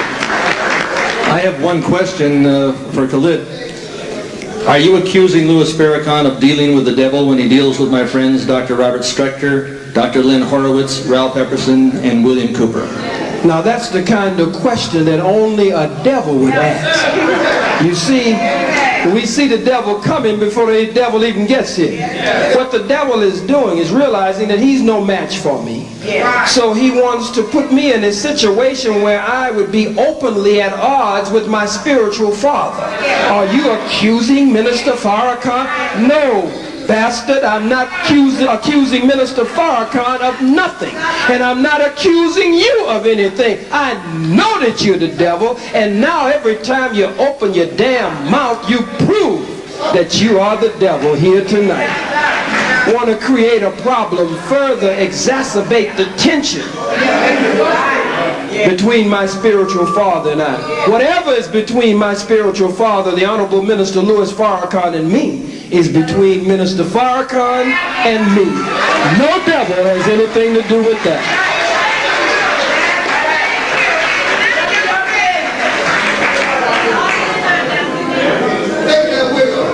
Thank you. Go ahead. Assalamu alaikum. First of all, I wanted to say that I was offended when you gave credit. You know, you did this a few times tonight. That there are Speak up a little louder. We can't hear you. there are certain artifacts that come from our history and culture that you give credit to belonging to the Illuminati and the Masons. You did that with the Luxor, and you did that with a few other things. So I want to point out I am offended because that's our history and culture. They took it from us. It started with us. The question I have though is I am not they. First of all, let's straighten that out. That's your opinion, okay? But anyway, my question is that, you know, the topic tonight is the white man the devil, and it seems to me that everything that you've said so far confirms that. And so I was wondering, where is your proof that the white man is not the devil? It is not only absurd, it's absolute insanity. Oh yeah. To even make the suggestion that any man or any woman is the devil because of, or they are evil because of their color. That is not only absurd, it is insane. My question was, okay, only one question, ma'am. It's the same question. He didn't answer it. Okay. Where is your proof that the white man is not the devil? The proof. Because, see, unless you can back it up, it's just rhetoric. And so I wanted to know, you know, could you... I've heard a great deal of rhetoric tonight.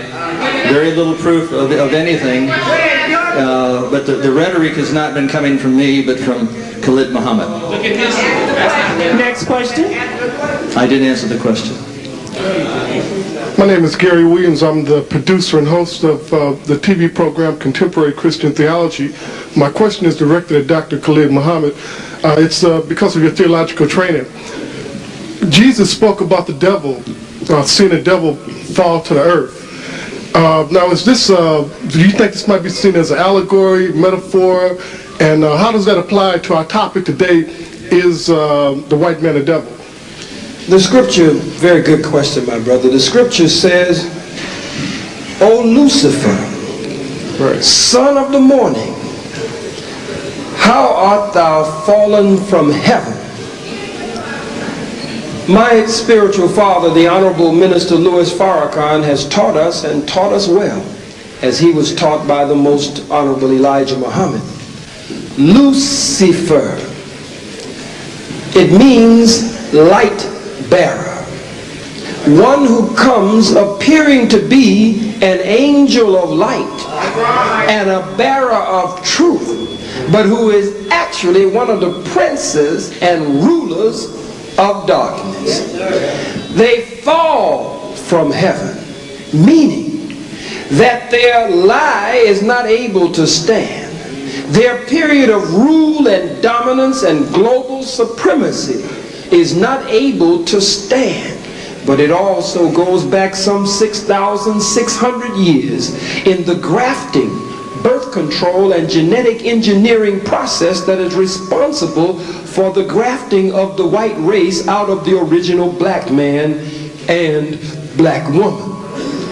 You see, it is important to understand, he asked the question earlier, that if he has children and it has a black mother, they have a black mother and him for a father, would that make them half devil?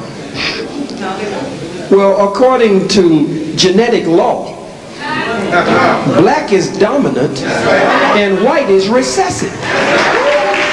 You can get the recessive from the dominant, but you cannot get the dominant from the recessive. And if a black parent and a white parent have a baby, that baby is biologically and genetically black and catches hell in the white man's world just like they're black, and would have to carry a sign to convince anybody that they had a no good, trifling, ugly white daddy at home looking like Anthony Hilder. Now, Lucifer, the son of the morning, again, this has to do with the grafting of the white race out of the original black man and woman, but it also, in an esoteric sense and in a scriptural metaphoric sense, has to do with the fall of the white man's world and the fall of the white man from a high exalted place of rulership that Ephesians was talking about when it talks about principalities and the rulers of darkness and how they would be in high places. O Lucifer, son of the morning, how art thou fallen from heaven?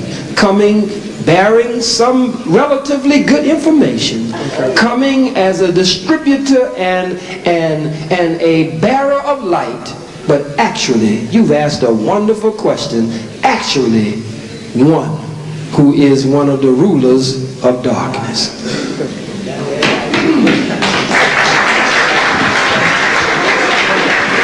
Mr. Hilder, you spent the majority of this evening telling us that we're living under the oppression of a government that wants us enslaved, that wants to kill us. We ask you, what is your solution? And then you paraphrase Kennedy saying, don't ask what you can do for your government, ask what your government can do for you. No. Are you confused or crazy? Okay, let me explain this. You've asked the question, I'm going to answer it. I say, ask what your government can do for you, rather than what you can do for your government, because your government must be your servant.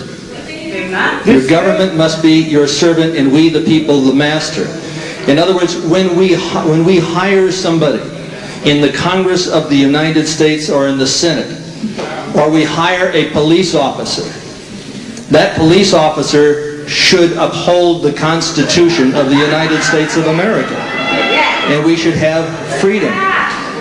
And we should trust this government. I'm saying that they are our servants, and we, the people, collectively, must be the master.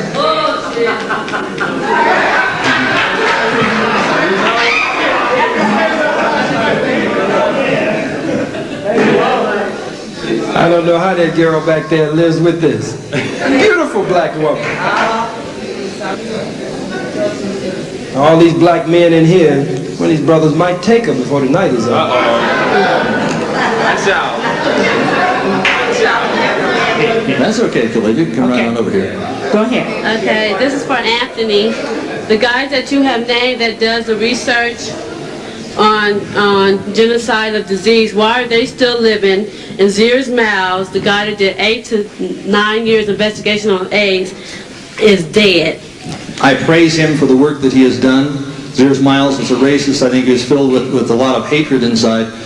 But Sears Miles did an excellent piece of work. He was a friend of Jordan Maxwell. He was a friend of mine. I recommend his work. And insofar as Dr. Lynn Horowitz and Dr. Robert Strecker, when I did a show with Ted Strecker and Dr. Robert Strecker in Alaska on Eagle 97, 10 days later, Ted Strecker was murdered. So I'm saying that there has been attacks upon Dr. Robert Strecker, there has been attacks upon Lynn Horowitz, and as you know, I have been shot over not only this issue, but the collective issue of exposing the New World Order. And for Khalid, being a young, developing black revolutionist, when is it the right time to start the revolution? Because I'm tired of postponing it. It's important for me to answer that question. I mean, that's a key question this evening, because the revolution cannot be postponed. What Anthony Hilder calls an embarrassment to the Nation of Islam is the fiery, uncompromising, unyielding, unbending revolutionary spirit. And in answer to my sister's question, I believe that in the spirit of Sekou Odinga, in the spirit of Assata Shakur, in the spirit of young Jonathan Jackson, who when he realized they were not going to free his brother George Jackson, and Ruchell McGee, that they